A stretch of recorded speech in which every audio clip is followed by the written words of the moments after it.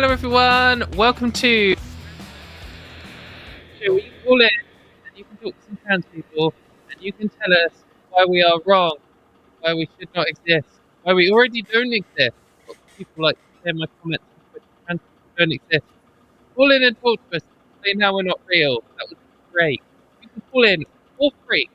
The number is below, or you can click the link in the description and call in on the internet for free. And we will prioritise your call if you are someone who is of the just don't agree persuasion. Why not? You can talk to me, Katy Montgomerie, and even you can talk to me, Arden Hart. I am here. Also, weird. I will have to see if chat mentions. I just had an audio issue for you. We literally nothing until the second you started speaking at the beginning of the show. Yeah, it got like choppy all of a sudden. Oh, really? Okay, it's not me. All right, so can you hear? What's chat saying at the moment? Okay, no, chat. Now you're back. Now you're back. That was so weird. Oh. I have no idea what happened, and it literally waited till the first words that you said on the show for it to show up. We solved an audio issue backstage before, and now it's gone. But for your first sentence, it was like, nah, fuck you, fuck this intro.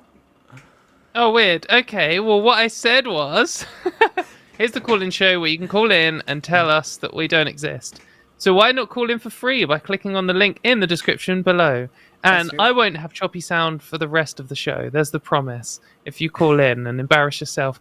Or, you know, the thing that always gets me is you have all these, like, knobheads in the comments. Like, trans people are too scared to debate. Like, writing all this stuff. And, like, if you genuinely believe that, what would be a better opportunity than a trans call-in show with a load of trans people watching to just call in and just humiliate a Slive on Air? Just be like, just come up with like some facts and some data or some kind of rational argument. Look, you get clips. You could get on TikTok. You could do whatever you wanted. You know, it'd be so easy. They just never seem to. But we do get some good callers, and there is still a little bit of space on the lines, so please do call in now. Now is your chance. But whilst we wait for the last few spaces in the line to fill, Arden, how's your week been? Well, it's been a mixed bag. I had another ear infection. I know I just had one like a couple months ago, and people are probably like, how again? Yeah, believe me, I'm asking that too. But on the plus side, I have insurance this year, so it was actually relatively easy and inexpensive for me to get it taken care of. My stomach is in a bit of a whirlwind because powerful antibiotics really love to fuck with your digestion. But aside from that, things are pretty good and I am doing all right. How about you? Yeah, doing all right. Surviving. Thursdays is like the worst day at work because it's like a million meetings and then I go straight into this. Right. It's like my talking at the computer day of the week, but you know, surviving. Yeah, nothing really exciting that happened. So maybe we just move straight on to the polls. Yeah, let's do it. All right. So last week's polls read, do you care that anti-trans laws have already caused at least 5% of the U.S. trans people to flee their state? 86% said yes, 14% said no, and that's out of 12,000 votes. So, interesting, I was looking at the comments of this beforehand. The overwhelming majority of people obviously think this is a problem. The people who didn't, the most common comment I could find was, I don't care because I'm not from the US. Which is like a little bit sociopathic, but also isn't like a siding with the anti-trans laws. So it's good to know that only a very small portion of people, at least in our audience anyway, seem to think that this is a acceptable thing. Not really a surprise, to be completely honest, but you know. Yeah, I mean, I get that you can make the argument there is so many bad things happening in the world that it's like if someone directly asks your opinion on them, you can say, yeah, I don't want that to happen. But you can't care about all of them all the time because there's just too many.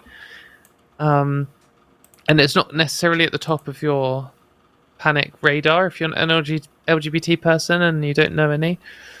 But I still think when you're clicking on a yes-no poll, which takes like one single click, 1 joule of your energy, it's a bit cringe to be clicking on no, but you know, 1,700 people click no. So there we go. That's a lot of people who don't care. But I'd also, I think it's a bit more of a realistic answer, because people will click yes and then do nothing about it. So maybe they're the real honest people, the ones clicking no. That could be true.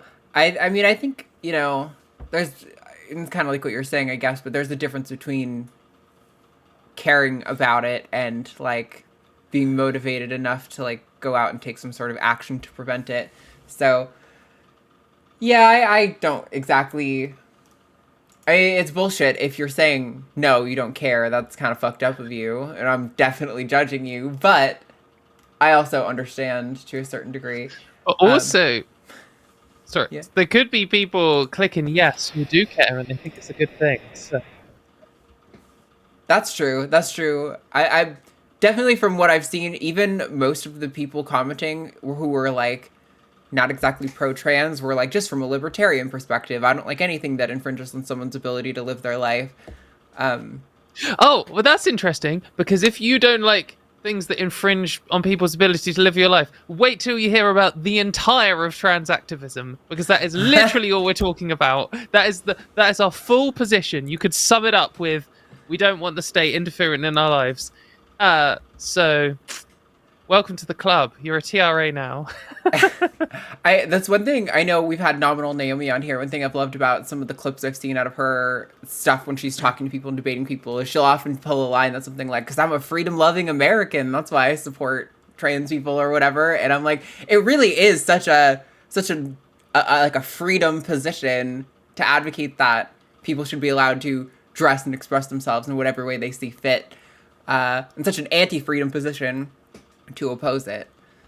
Yeah, absolutely. And like, it's just the classic Republican line I've grown up hearing from across the pond, or whatever you say.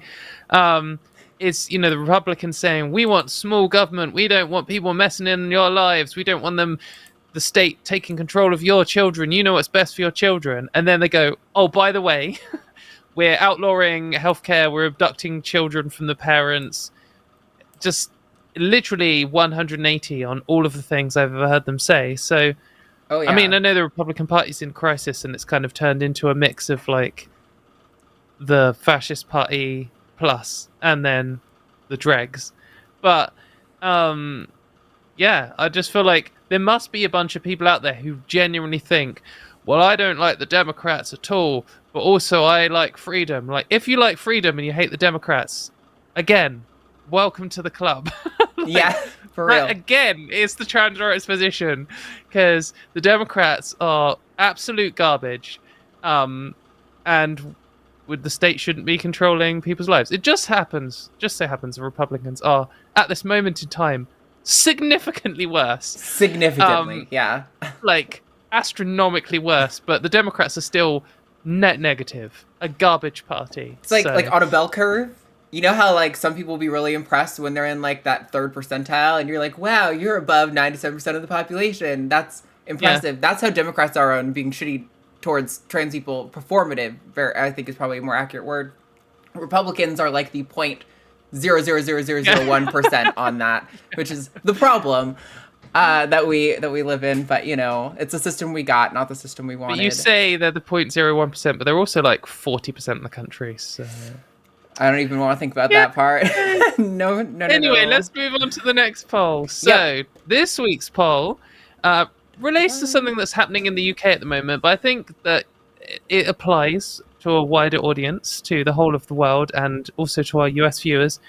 So the question is, do you think trans women participating in non-competitive sports like fun runs is controversial? And the thing this is actually talking about is, in the UK, we have something called Park Run. It does exist in the US and some European countries. But basically, the idea is that on a Saturday morning, you get up and you go to your local park and you do a non-competitive run to stay fit, to see your friends and stuff. It's like 7 a.m. in the morning and it's 5 kilometers. And like, it's the thing where you set your own personal goals. Like, you go not being able to run the whole thing, and then you go a few times, and then you can run 5 kilometers in one go, and then you can try and improve your own time and stuff. But it's not like the Olympics. It's not competitive. In fact, like I was just looking at the description of Parkrun, the one they give about themselves. They say Parkrun is a free community event where you can walk, jog, run, volunteer, or spectate. It's a 5K race that takes place every Saturday morning. Blah blah blah blah blah. So basically, everyone can join in, and that's like the whole point. It's trying to make everyone fit. It's not trying to find the best of the best runners in the world. It's trying to get everyone to wake up on a Saturday morning and do something, run off their hangover, basically. And one thing they were doing was recording everyone's times, so you can go on the website and see your own time improving. But for some reason, they had sex categories, and they have been the whole time allowing people to enter their own. I mean, you enter your own details, you put your own name in, but also, obviously, put your own sex in. And so trans people have just been running under the categories that they want, which obviously causes no issues to anyone because it's just a fun run and you're only competing against yourself. But the British transphobia movement, the gender criticals, J.K. Rowling, and the whole dickhead crew have made this their central pillar of rage for the week. And it's just ridiculous. Like, it's the main thing. It's the culture war is now about Parkrun, which is the most, like, people like Parkrun, but it's the most unimportant possible thing. Like, if you're trying to talk about a conflict between trans rights and women's rights, which already doesn't exist, and your like flagship example is Parkrun, it just shows how utterly pointless and like first world problems this whole thing is. Like, who gives a fuck? And so Parkrun have responded by just removing like the sex category from everyone, and the gender criticals are even more angry at that because they need everything to say their gender on it, otherwise they get really upset and offended. So yeah, do you think it matters? I imagine we have a few people in the audience and who are clicking on this poll who are like, I don't know if trans women should be able to compete in the Olympics. That isn't what we're talking about here. I want you to clear your mind of that and come in and just remember that sport isn't just about finding the fastest runner in the world. Sport includes doing stuff for fun and playing games with your friends and things like park run, fun runs, whatever. You know, walk 2 miles in your bra for cancer or something like that. They're still a sport. And that is the majority of sports. Like, the vast majority of people who do sports are performing it at this level, where they like turn up, run around for a bit with their mates. It's an excuse to socialize, and then they go home. And that's when they're talking about, because whenever we talk about sports bans, everyone's always going on about, whoa, what about the Olympics? But it's like, yeah, but that's, again, 0.01% of all the sport that's happening. And you're getting baited into some abstract discussion about something which has literally never happened, because we've only ever had one trans woman good enough to qualify for the Olympics in like 20 years. Instead of talking about the reality of sport, which is like, people aren't participating in sports because of discrimination like this. Like, do you think trans people are going to want to be going to parkrun now? They know they might end up on the front page of the Daily Mail or something, like. So now they're just going to stay home and get unfit and be a drain on the NHS. Anyway, Arden, what do you think?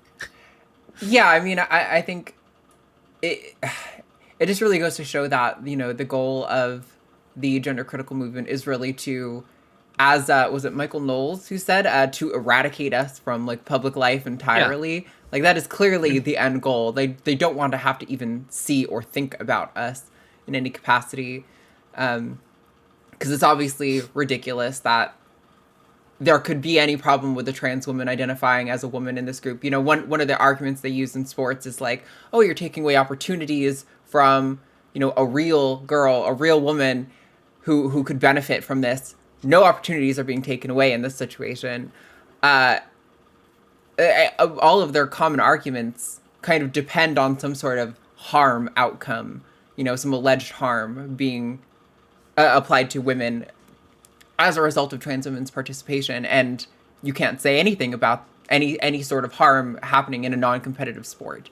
So yeah, it is definitely patently ridiculous that this could possibly be a conversation, but I'm also wholly unsurprised that it is a topic of conversation, because this is just the stage we're at. In some sense, this kind of thing makes me feel hopeful about the progression of trans activism, because when they start making a big deal over things that almost nobody with like any common sense would care about at all, that's where they really start to lose ground on acceptance and acceptability from the general public, where the general public is going to start to view them as like an insane fringe group on the side of society that everyone's going to be like, oh yeah, I used to think I kind of understood where they're coming from, and now they're just really cringy and embarrassing to me, and I don't even want to like be associated with them. And that's good for the trans movement. So I say keep being upset about stupid things that no one cares about, because it's helping our cause. So if you want to participate in this poll, you can go to the community tab on the line. That's where you'll find this poll and last week's poll, so you can stay involved in the conversation. But with that, we do have some callers on the line that we are going to get to. I want to do a quick little rundown of my job here on the line. Remind you guys that while Transatlantic is the best show on the line, it is not the only show on the line. This Sunday, for example, Matt Dillahunty will be joined by some nobody, never heard of her, Katy Montgomerie for the Sunday show. So if you want to debate atheism and theism and God and all that good stuff, you can watch that this Sunday at 2 p.m. Central Time. Monday on Skep Talk will be Shannon Q, joined by Maya Atkinson, who really excited to see how she does on one of our shows. I've seen her kind of floating up and doing stuff on other shows, and I'm excited to see how she handles the format here. And then on Wednesday will be the Hang Up with Dara, the Magic Skeptic, who was on Skep Talk a couple weeks ago, is going to be on the Hang Up. So all good and exciting stuff. If you want to see that, make sure you subscribe. And am I supposed to tell you to ring the bell? Is that still a thing? Or is that like now cringy and like only boomer YouTubers do that? I've never done it. Fuck you, YouTubers. Literally right. Never done it once in my life. But so with that, there's probably some other announcements. Let's get into a call. Oh, wait. Did you want to? Yeah, I just want to say, because I'm on the Sunday show, this is your chance. Like, there must be a transphobic theist watching this. You can call in today, and you can convince me. You can own me so hard that I'm forced to detransition. And then on Sunday, you can call in and convince me of God and turn me into a Christian or a Muslim or something. This is it. This is your moment to destroy me. So call in and subscribe and ring the bell. Do it. All the things. All right. We have a number of calls on the line. Some spicy, some not. Okay. What are you feeling, Katie? How are you thinking about Do you think we've got a spicy one? I was going to suggest 6-4, but if we've got a spicy one, let's do that. I think is 6-4. Yes. Sure, let's do it. All right, let's talk to Fiona in California. Fiona, you are live on the line. What is going on? Hello. Well, hi. Hello, can you guys hear me? Sorry. You're a little quiet, but we can hear you. Awesome. So, I am actually calling because I wanted to kind of get your thoughts and advice on just some dissonance that I've been having. I've been out as a trans person for a couple of years, in large part due to some of the conversations that I had with Katie. But one of the things that I've been having some issues with is I'm having a hard time finding a sense of belonging in the male and female experiences anymore. And when I talk to, some of my male and female friends, I have a lot of this lived experience as a biological male that I don't necessarily relate to and identify with now.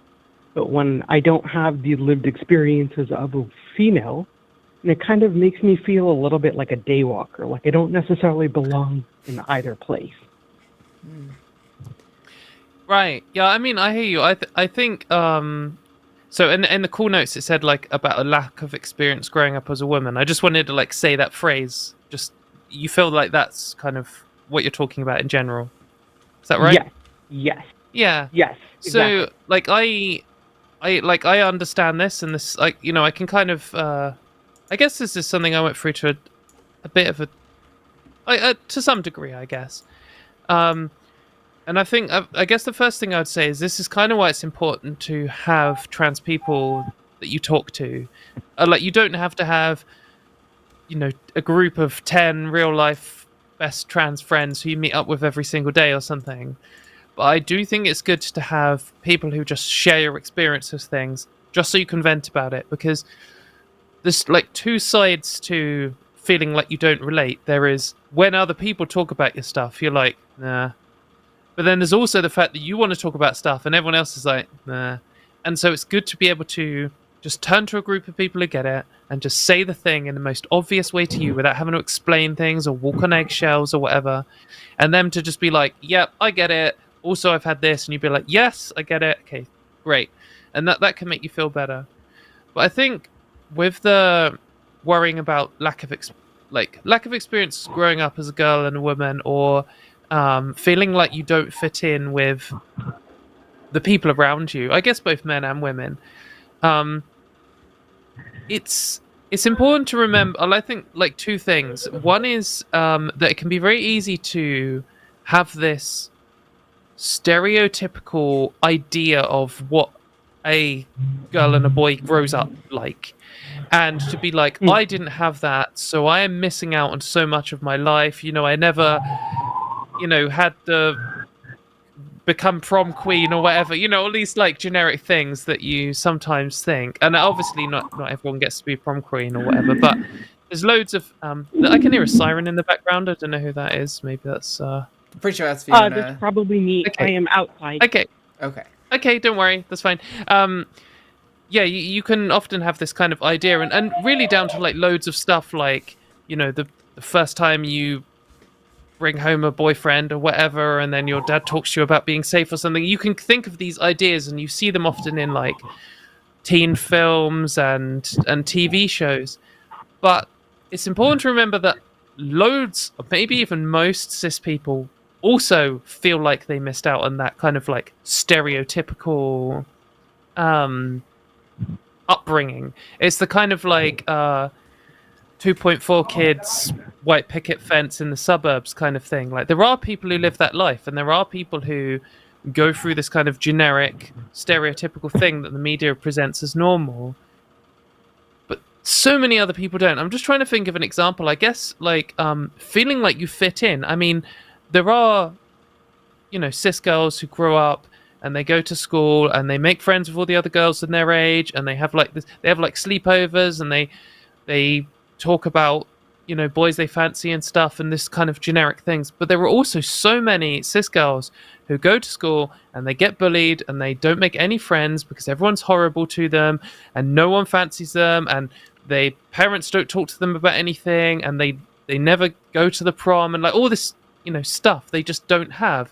And when they are thinking about that, they might even feel like, oh, I missed out on things in my childhood. But they're never going to be like, because I'm cis. They're going to find some reason for it. They're going to be like, the reason I didn't do that is because I was ugly, or because I was awkward, or because I'm autistic, or like something. And they'll blame it all on that instead. And for you, the problem, and not just for you, for me, for Adam, for trans people, is often when you're faced with a problem and you feel like, I don't fit in, you're tempted to just be like, oh, it's because I'm trans. If I wasn't trans, all this would go away. But the thing is, I don't want to like be like a bellend, but if you weren't trans, maybe you still would have had a rubbish childhood that didn't fit the things. Maybe you would have been bullied at school still. Not saying you would have been. Not just talking about you, Fiona, but like myself. That's quite possibly would have been the same or worse. You can't know. And the other thing that I would say before I hand over to Arden is, sometimes someone will say something in a group. There'll be like a group of people, and someone will say something, and everyone will be like, oh, yeah.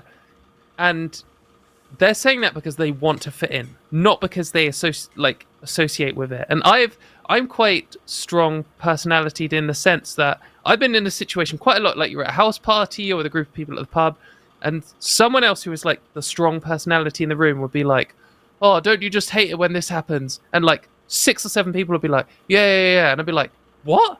When does that ever happen to anyone? And then all of those people were just like, yeah, be like, yeah, it's never happened to me either.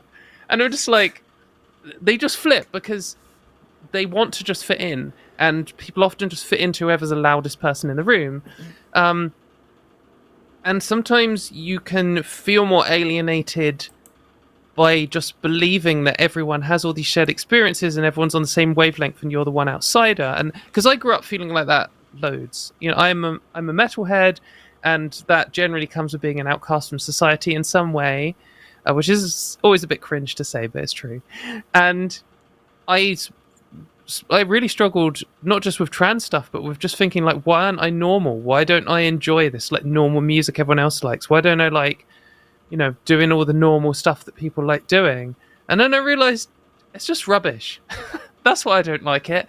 Everyone's wrong, and there are loads of people who do like the things I like. And as soon as I found them, I realized I still didn't have everything in common with them. My metal friends, we like the same music, and we also usually like drinking. And like my Pokemon cards friends, we all like puzzle games and stuff. And like my engineering friends, we all like maths, but we don't like these other things, and you can only fit in a certain amount. So when, you know, I've been in a room full of cis women and they're all talking about stuff, sometimes they do talk about stuff that I've never experienced. You know, if they were talking about their period pain or something, that is something I've never experienced firsthand. But they're not only going to talk about those things. I can listen to those conversations, learn things. Sometimes they'll say something and I'll be like, oh, my friend who isn't here also experienced this. Maybe I should put you two in contact or something. Maybe, you know, you've got endometriosis. I know someone who's got endometriosis. And then you can join in the conversation to some degree. But sometimes you just don't need to. And then the next thing comes up and they'll be like, oh, some dickhead shouted abuse at me out of his car window on the way here. And you can be like, well, here's something that trans women do almost universally have in common with cis women. Some bellend has shouted something at us out of a car window. So just, I guess my shortened version is, don't try compare yourself to an ideal which probably doesn't exist. Try and remember that a lot of people just desperately want to fit in and will just lie. And just try and find the common ground and accept that everyone has things where they don't fit in. I was down whether I was going to say it, but I'm just going to say it. One time, I was at the pub, and this guy was like, oh, everyone likes the smell of their own farts, like, unironically straight as a comment because he had just farted. And everyone was like, yeah. I was like, what? No, they don't. It's fucking disgusting. Like, what are you on about? And he was like, what? Everyone does. And I just looked at everyone in the room, and like everyone had just been like, yeah. And everyone was like, no, I don't either. And he was the only one. And he went down with the ship. He was just like, well, I do. I like smelling my farts whenever I'm in the toilet. Like some disgusting, you know, boy conversation. But like, up to that point, I was like, am I the outcast? Am I the weirdo here? The only person who doesn't like the smell of farts? But no, I wasn't. I was the normal one. I took control of the conversation. Get wrecked. Anyway, sorry, Arden. I've now set you up for a really weird entry into this conversation. No, it's okay. The only two things I really wanted to add for Fiona is that, one, I think it's totally okay to mourn the things that you missed out on. I feel like I go through days where I have a harder time coping with the fact that, you know, I can't, like, have my own biological kids. That's never going to be a reality for me. Even if I detransition today, for me personally, that's just not going to be a thing. That's really hard, and I often mourn that and think, you know, oh, maybe if I had been born cis, you know, the chain of events would have happened where it wouldn't be a problem, but you can never know. So I think it's okay to take time and just, like, mourn that, like, that is something you wanted for yourself and you don't have it, and that's okay that it hurts your feelings. But secondly, to kind of build off of what Katie's saying about the performativity of cis people, this is why I am a massive fan of The Bachelor and The Bachelorette, and I get hate for it because people hate reality shows, but let me tell you, The Bachelor and The Bachelorette are the best example of how cis people are also completely performing gender. Like, it is a full-on performance. So many of them will be like, wow, I've never had a date so romantic like this before. But the reason is because you have a multi-million-dollar production company who is paying for every single aspect of this date. Most people don't get Elton John singing them a slow dance to just the two of them after you got like a whole amusement park to yourself. Like, that's ridiculous. But they construct these scenarios that are so, like, just seeping in the gender roles that we've created for ourselves. It is, I like to call it in my head, Survivor, the Patriarchy edition, because it is literally a competitive game show that is about fighting for the approval of a man. Like, that is the entire thing, right?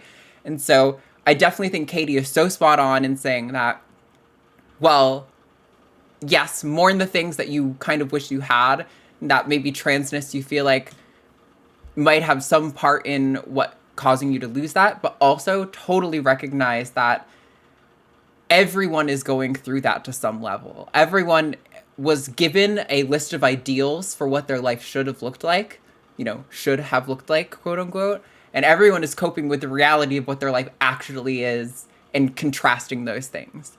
I think that is a deeply human experience. Well, a deeply patriarchal society experience. But sorry, we've talked a lot, so I want to hear what you have to say to all of this. I can actually vibe with a lot of what you're saying. Unsurprisingly, it sounds like advice I've given to other people. Yep. So classic. Yeah, no, I'm literally hearing my words used against me. It's not fun. But I think you're probably right in that I am kind of fixating on all the things that I wish I had, when in reality I'm not the same. And I think I had like a huge sense of belonging when I identified as a male, that I feel like I lost some of when I transitioned, but that's also because I'm not the same person anymore. And so I think if I'm understanding the vibe that you guys are picking up, it's that rather than, while it's okay to mourn some of those things, instead of fixating on what I wish I was, I should just embrace exactly what I am. Yes. I want to give you a snap applause because that is like so spot on. Like when I was going through transition as a teenager, I remember I went through a period where I like tried to give up video games. Like I tried to not like video games for like a solid year and a half because in my mind, video games were like a boys thing.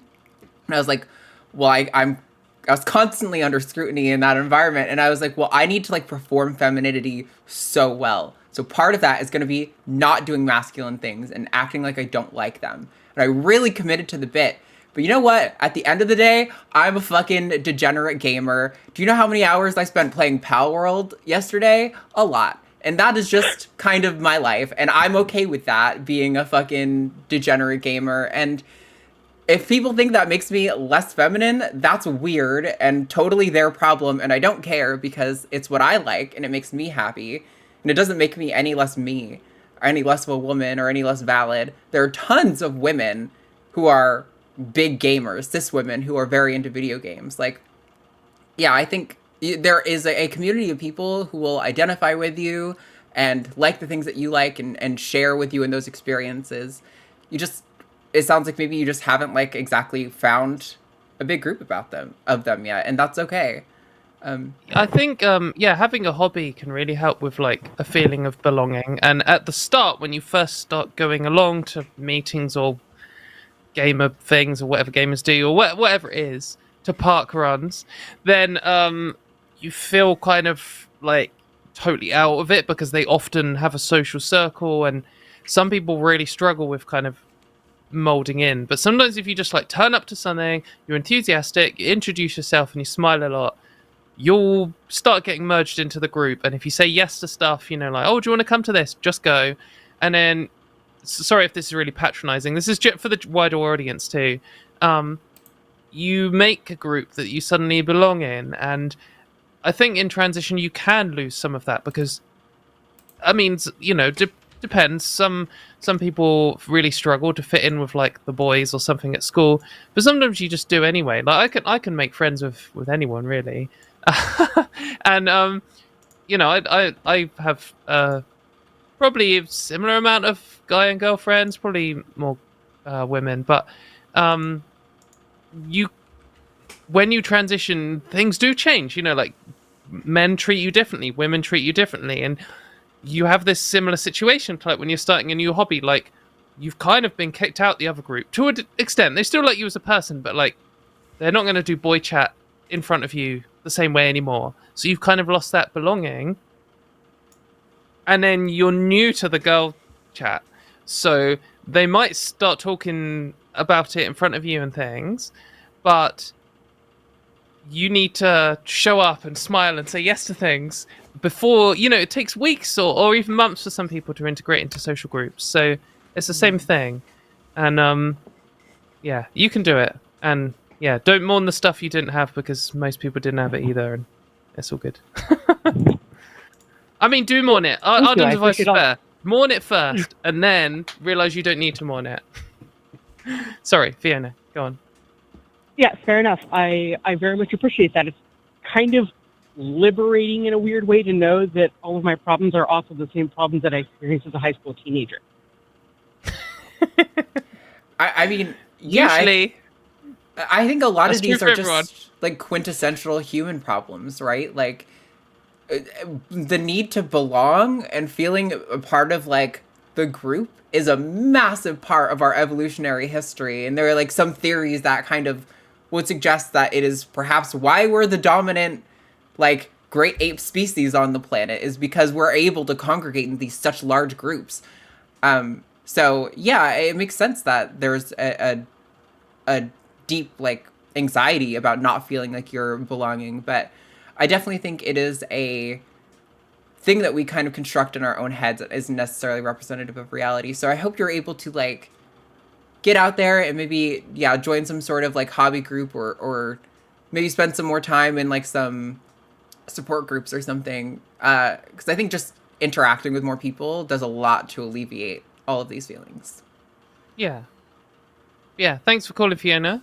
I hope that has helped. And you did mention earlier, but whenever you feel whenever you're giving out advice, always remind yourself that you need to listen to your own advice too, because I'm so bad for that. Yeah. All right. Well, thank you guys so much. I appreciate your call. Thanks, Fiona. Thanks. Talk to you later. Bye. I just because you were saying you were having sort of some gender stress about gaming back in the day. Oh, yeah. I just remember this study from, I don't know if it's a study. I guess it's a study. I don't know. I've just got some crappy article about it from Kotaku, but I do remember it being a thing last year that some data showed that 45% of Xbox owners and 41% of PS5 owners are female. So it's like half of all gamers are women, like a little bit less than half. It's like every hobby and industry where the people at the top it's are still male dominated. And so they make you feel excluded. It's actually, oh no, I can't sidetrack. Anyway, yes. Okay, right, next caller. Yeah, let's get on to the next caller. But yeah, do we want to do 9-5? That's yeah, all right, spice. Okay. All right, let's do it. Spicy. Let's do our job here. We're gonna take above all pronouns from Germany. Above. All at once. You are hello. live on the line. What's going on? Hello, can you hear me? Yep. We can. You want to talk Okay, about so, fetishes, apparently. Go for it. Yeah, I think I want to explain something, or basically, I think Arden, was it, who had a YouTube short where she said that it's not uncommon for trans women to go through a phase where they feel like it's easier for them to just accept themselves as quote unquote just a man with a fetish. And I wanted to know, like, what if they happen to find out that they're just actually trans, what gets them there, and how I might possibly decide for myself if that's the case. Yeah, I think in the one that you're referencing, I specifically said, like, a lot of trans people think I'm, like, a freak. Like, that is, like, a common experience. Like, the other trans people are real, but I'm just a freak. And, like, that is, like, a relatively common experience that I think trans people have.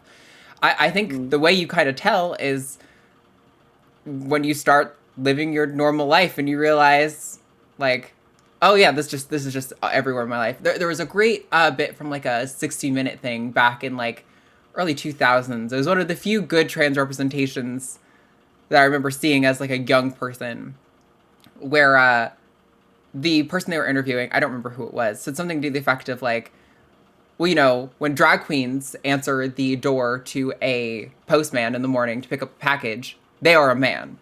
When I pick up a package in the morning from the postman, even if I have no makeup on, I'm still a woman, right? Like, you are living your life all the time.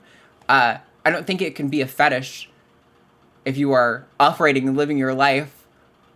I mean, unless you're like horny 24/7, but that sounds like that might be a medical condition that you need to get checked out. That might have nothing to do with a fetish. Okay, yeah. Yeah, I guess I would say that because I don't really know. I mean, I don't know all of the data and stuff about fetish things. I know that it's very fraught with politics stuff, because obviously there are a lot of people who want to suggest that all trans people, being trans itself, is just a fetish, which is completely nonsense and debunked. But then there's also the difficulty of how any sexuality involving LGBT people at all is stigmatized, and stigmatized stuff can become fetishes. I mean, trans people are a fetish for cis people. Like, we're a porn category. They, like, in the states where we are most, like, oppressed, in the US, for example, that is where the most trans porn is consumed. So, and that's true for any oppressed minority. In the more racist places, they have the more interracial porn, and in the more, like, homophobic places, they watch more gay porn, and all of, there's a general trend here that when groups are stigmatized, they become a fetish. And when you are seen, when you're in a society that says trans people are a fetish itself, like, which isn't true, it's very easy to internalize that and worry about it, or just experience trans people through this kind of lens.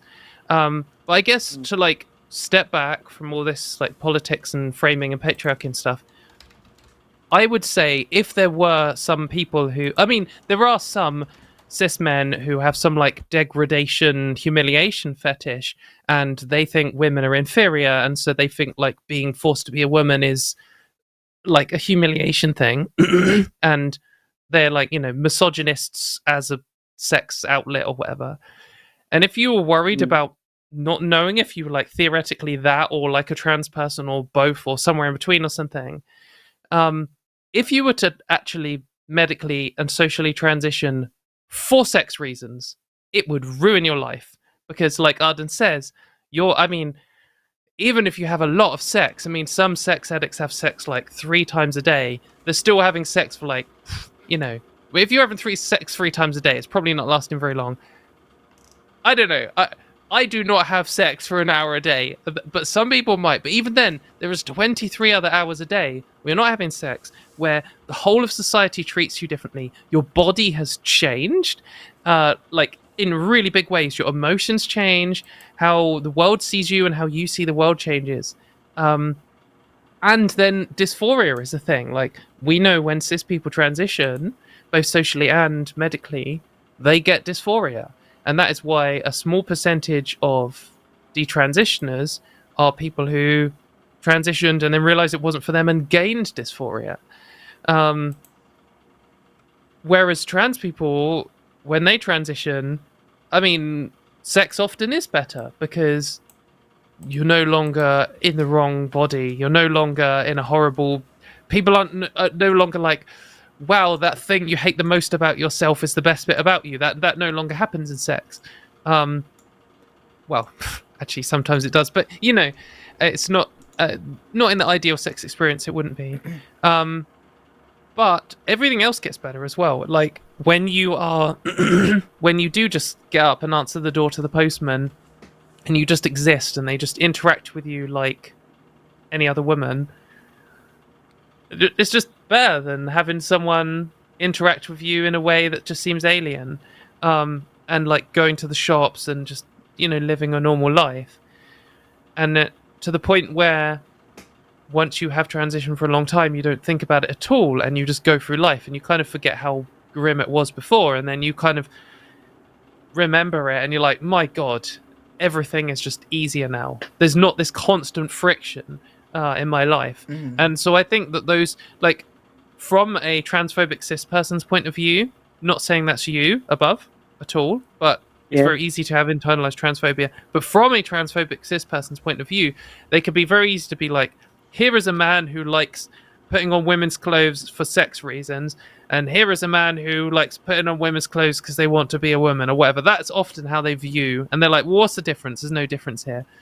But actually, like, the fundamental things driving these actions are so radically opposed. Like, one of them is literally doing it because they think being a woman is bad or something, and it's literally just for the 3 seconds of orgasm or whatever, and it's not their life. It's not causing them problems with their body. They don't actually want to change who they are. They don't want to be seen differently. They often do want to hide it. Compared to trans people, it's just a totally different opposite thing. And I can understand worrying about it being two different things, but I think the solution to that is if you can like maybe come out to some friends worried about, I don't know if this is you going through this, but someone in general, if you can come out to some friends or maybe even just some internet friends and just start experimenting and living small parts of your life transitioned to see what that's like for you. I mean, if you if you're someone with a fetish and you put on like, you dress up differently or something and you get like a sexual rush from it, like that sexual rush can only last so long, I guess. So, I don't know, just like go to the supermarket, not if you've got some sex thing going on, but just be like, right, I'm just gonna go and just buy some oranges or something. It's boring. Do something boring, and maybe you'll just be like, wow, that was actually good, and it wasn't a sex thing. Like, you can often tell. I mean, buying oranges isn't sexy, so I also think it's a little bit unfair. Trans people get put in this position where basically any sort of sexual experience we have is also classified as like paraphilic, or they find some way to bring it back to this like AGP sort of debunked nonsense. Like it's difficult sometimes as trans people to feel like we can be sexually expressive in a healthy way because there are so many limiting factors. Pretty much anything you do gets you framed in this negative light, and it can be really paralyzing, I think, for a lot of people when they're like, oh, I think I'm a woman and sometimes I get sexually aroused, but I think that's wrong because if I'm really a trans woman, I should only have the experience of agonizing hate of my body. Like, that's the only way I'm gonna get not judged by like the broader society or something. And that's just stupid. Like, it's sometimes you can be a trans woman and you can still be horny even if you like have dysphoria about it. Like, those things aren't mutually exclusive, So I think it's also important to not be too hard on yourself about whatever maybe sexual hangups might be like holding you back from thinking like, that's the reason I'm not a trans woman because that one thing turns me on or whatever. I would caution against letting your sexual fantasies dictate how you want to live your life in your day-to-day life. I think you'll find that those things are different from each other. But yeah, was any of that helpful above, or did we hit what you were talking about, or do you think we kind of... Yeah, a lot of that was actually helpful. I think one point about the like internalization of transphobia or internalization about in general is, I think, maybe let's start with another point is I have tried gender clothing and stuff and so on. The problem was that it didn't give me like instant gender euphoria and stuff, and actually made me kind of horny, and that is kind of what I'm worried about.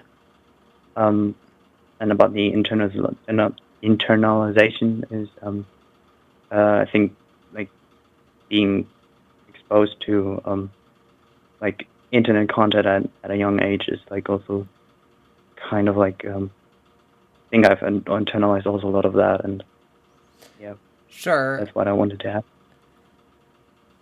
Yeah, no, all that makes sense. I hope you have like I was saying before, I hope you're able to like kind of just take it easy on yourself and learn to not maybe judge yourself for whatever your like whatever experience you're feeling, whether it is maybe like a sort of autogynephilic sort of thing, or whether or not you are maybe a trans woman who's too hard on herself.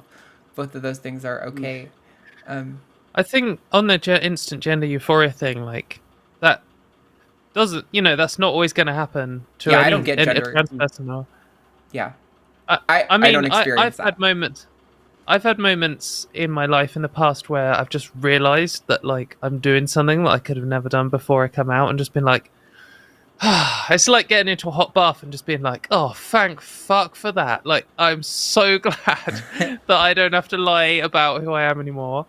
But yeah, I mean, it's not like I put on a makeup for the first time and was like, oh, this is the best moment of my life. I was just like, okay. And I actually felt kind of merging this call with the last call. I felt kind of alienated because a lot of internet trans women were talking about how when they started HRT, just within hours, it was just like a gender euphoric experience. And like me, it was fucking shit. Like for the first 6 months, nothing happened. And then for the next 12 months, I had like teenage emotional horror roller coaster, which wasn't fun at all at any single moment. It was just bad the whole time. And only after I was through that was it finally good. But I knew it was the right thing because the body change was the right thing for me, and it did still feel right even though it was distressing. And I think a gender euphoria for me only really happened probably after several years where I was just like, wow, I now feel normal. With getting horny, I mean, I don't know about that. But I guess just another thing is, if you are someone who likes some sex thing, like that's also fine. I think it's very easy to shame that. Like if you're putting on women's clothes because you like being humiliated and you think women are inferior, that isn't fine because women aren't inferior, and you need to deal with your internalized or you just need to deal with your misogynistic attitude. And if you like being humiliated, that's fine, I guess, but like exercise it in a different way. But if you just like a sex thing, just do a sex thing, that's fine. But just test it and see if it's only a sex thing. If it's just a sex thing, that's kind of easier for your life because transition is hard. But if you're like, you know what, it isn't really a sex thing because or maybe it's a sex thing too, I don't know. But like I would imagine that you would be like, oh, it's not actually a sex thing, or it is just a sex thing. And either way, you shouldn't shame yourself and be embarrassed or upset about it, because as long as you're not doing some kind of problematic belief system behind what you're doing, then it's fine. Yeah, Buff, I hope that's helped. Yeah. Sorry, did you want to say something else? Yeah, I guess about that, like,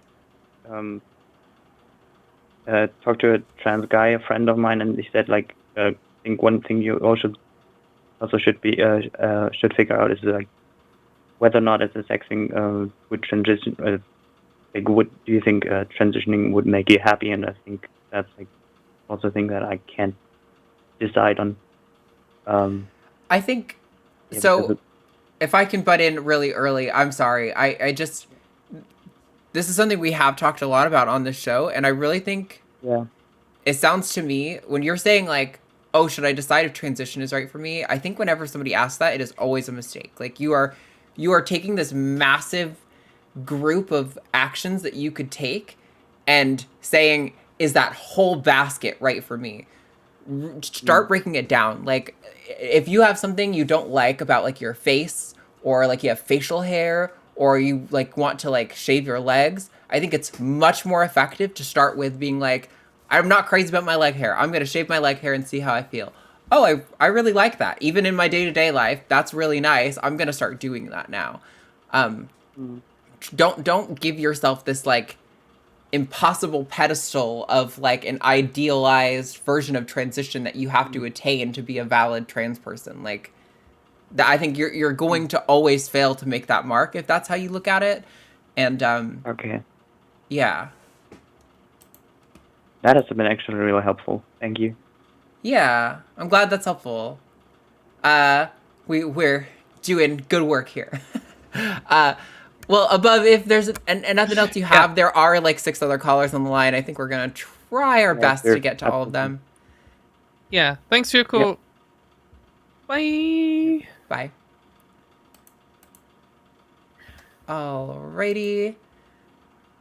Now would be a good time to really quick, before we take this next call, mention that at the end of the show, we will be reading your super chats. So any super chats of $5 or more, we will read out live at the end of the show. So if you are too afraid to call in, you gotta fork up the cash, and then we will answer your question.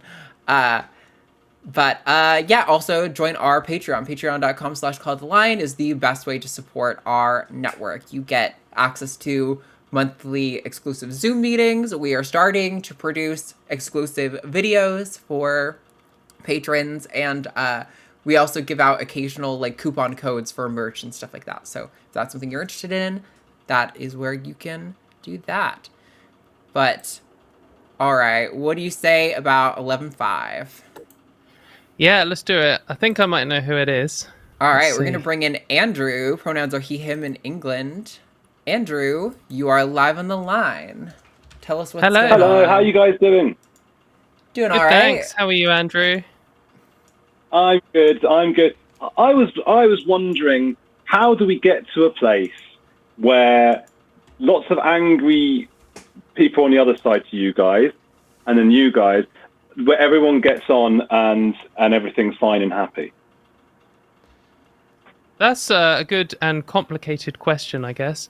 I mean, my simple answer to that would be, if everyone just gave up trying to ruin our lives, then everyone would be happy, because nothing that I want for trans people, or not just me, I'm not the spokesman for trans, or the spokeswoman for trans people, nothing that I see the wider trans community asking for affects cis people at all. So if people stopped making it their hobby to be horrified by fear-mongering rubbish about trans people and stop trying to ruin our lives, then they could do something else, and then we could just live, and then everyone would be happy. But I guess that's I respect what you just said, but sorry, I thought I didn't mean to cut you off, but I'm just that's all right. that's what I get from sort of the very far edge of the gender critical, when they say nothing that we do is in any way affecting other people. And we know that, for example, I mean, one example, let's just go with Leah Thomas. Do gender critical people say that? Sorry, wait. But, do you think gender critical people genuinely believe nothing they want affects trans people? I think because that's like delusional, they do believe, isn't it? Well, I'm talking about that's the like extreme straight ends. up delusional. Yeah, but I'm saying I mean, that's not.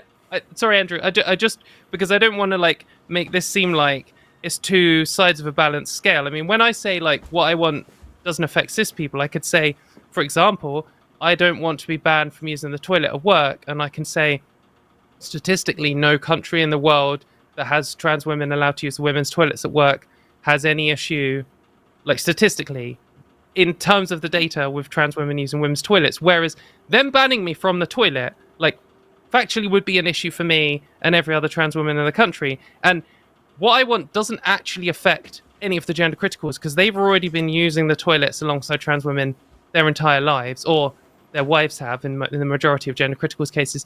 But what they want does actually, I mean, does directly affect me. So if they said, well, we're the same as you, but on the other side, I would say, well, that is, unarguably wrong. Like, surely you agree. Okay, I respect that, and I'm not saying that I agree with those people. I'm saying they're the extremes of the gender critical side. But what I'm saying is that when you say things like, "Oh, we don't affect people at all," that seems just as far the other way. Because just an example, like I was trying to say, is Leah Thomas. Is that her name? Leah Thomas. Yeah, is that it? I'm not saying her name wrong. So. Yeah, I mean, obviously that is some. Yeah. So that is like a 6'6", broad-shouldered person that many people would say is a man, who's just winning by laps and laps and laps of a swimming pool. Well, that's not true, though, is it? Women, that's not true, though, is it? She won one competition, or maybe a couple, but she's also not won many competitions. So she's also it's not like every time she does, she's not.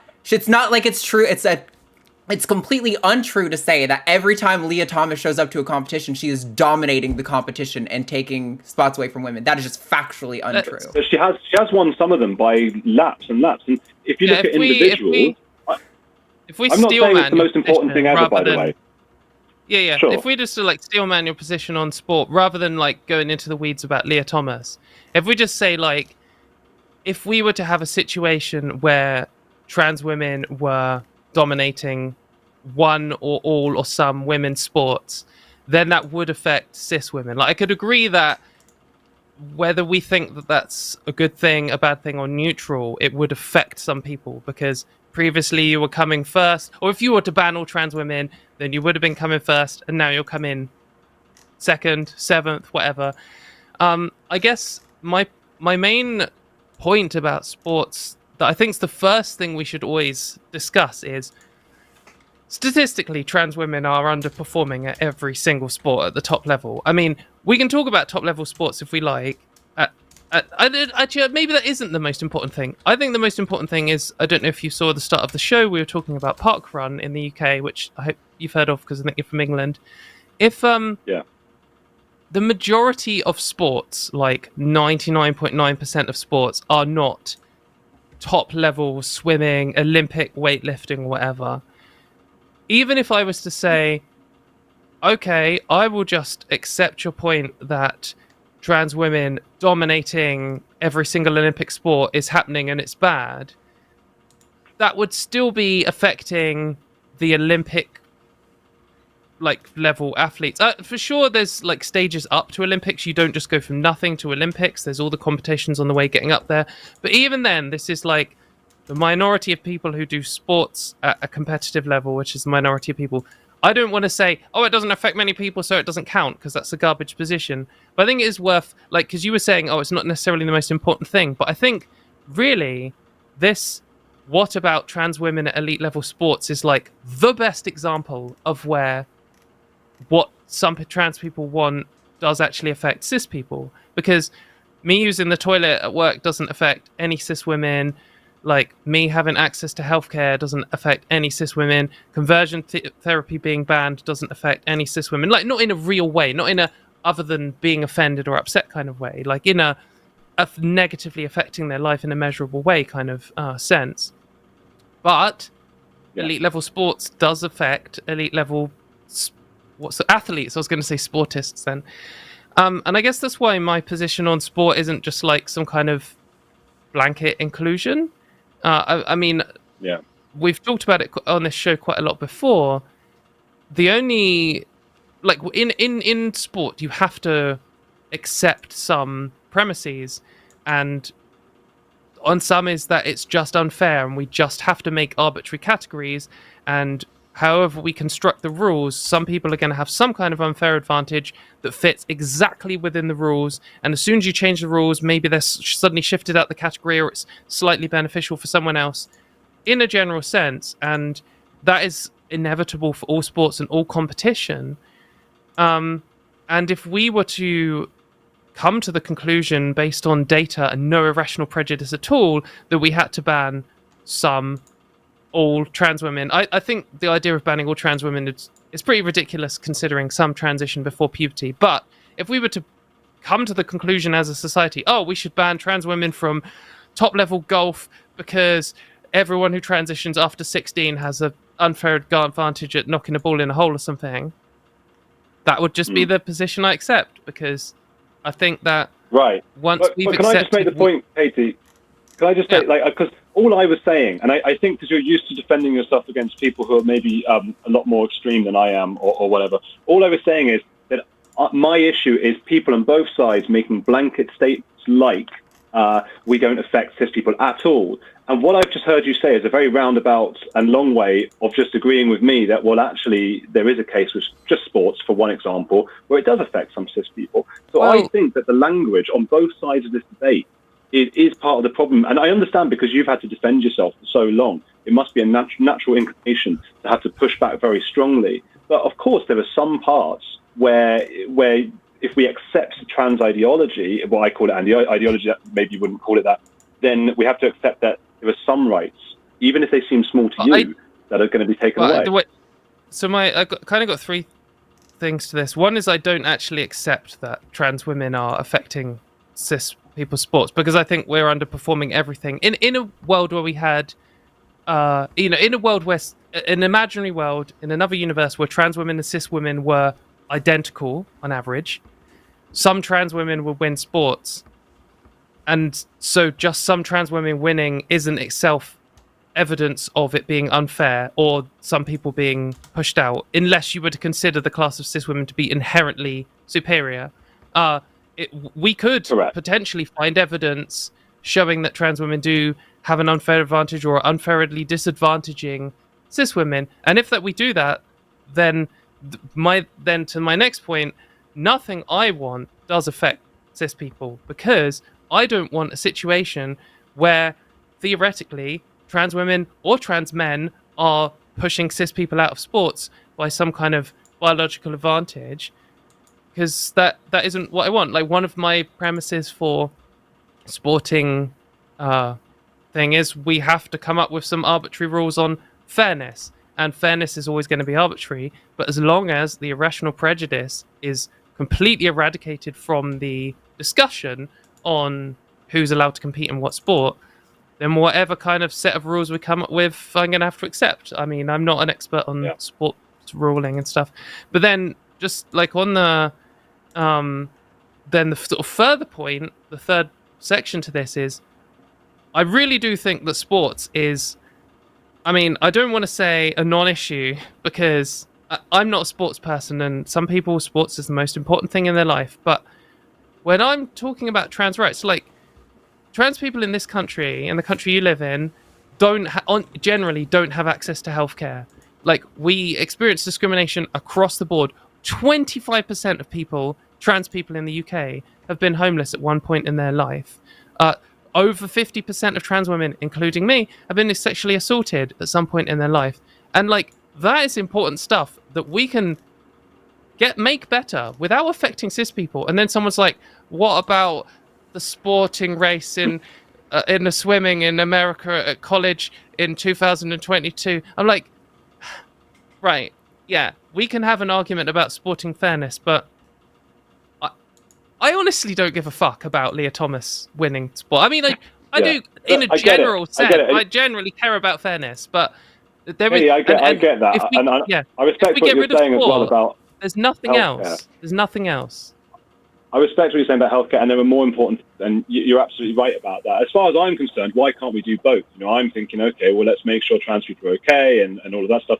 Anyway, sports, I don't want to keep you on sports, because sports is a bit boring. And, what I am interested in from both of you...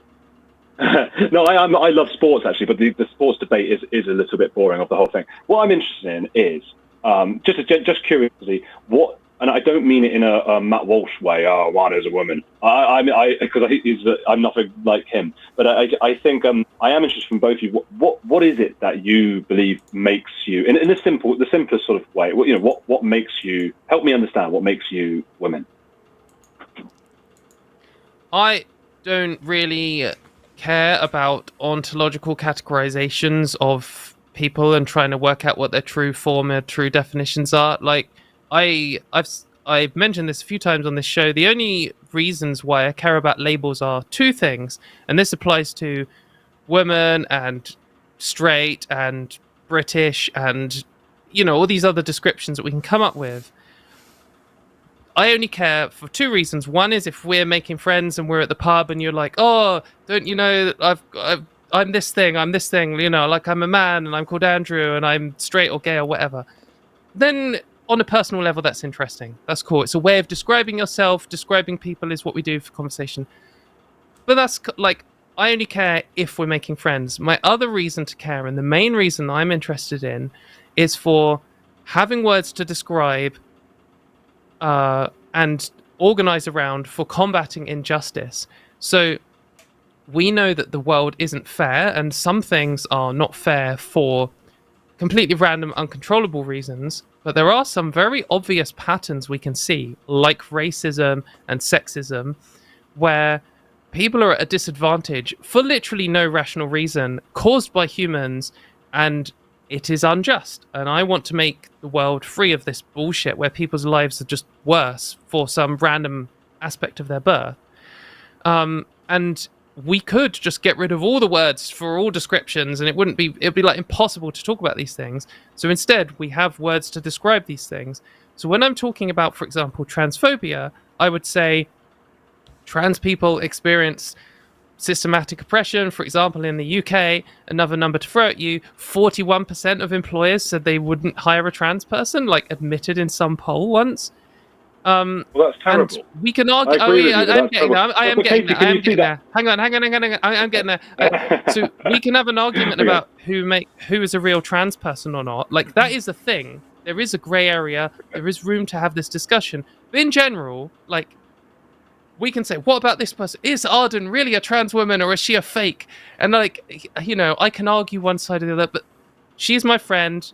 But if we pick another random person, it doesn't really matter to me particularly. What matters is we're trying to combat transphobia. And the same here is the word woman has use when just trying to describe yourself to someone.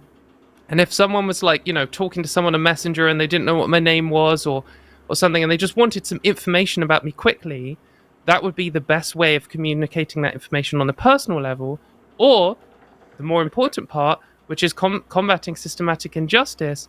Trans women, regardless of whether you think they're really men or women or aliens or whatever, do experience misogynistic sexism, both in the kind of personal way, but also in a like society-wide kind of way. And that is why when I am talking about ending misogynistic sexual assault and violence against women and girls and stuff, I mean, it inevitably includes trans women, whether I think they're women or not. And they're my only uses for the term. And otherwise, I didn't really get, like, if you deep down in your heart believe that the ontological category of women only includes people with XX chromosomes, like, I'll argue about that because I like arguing and because I like biology and it's wrong. Can I just interject? I don't care. Can I just say, this I got cookies person seems to hate me. I'm being quite polite and open, aren't I? Oh, you're talking about in the chat? Okay. Yeah.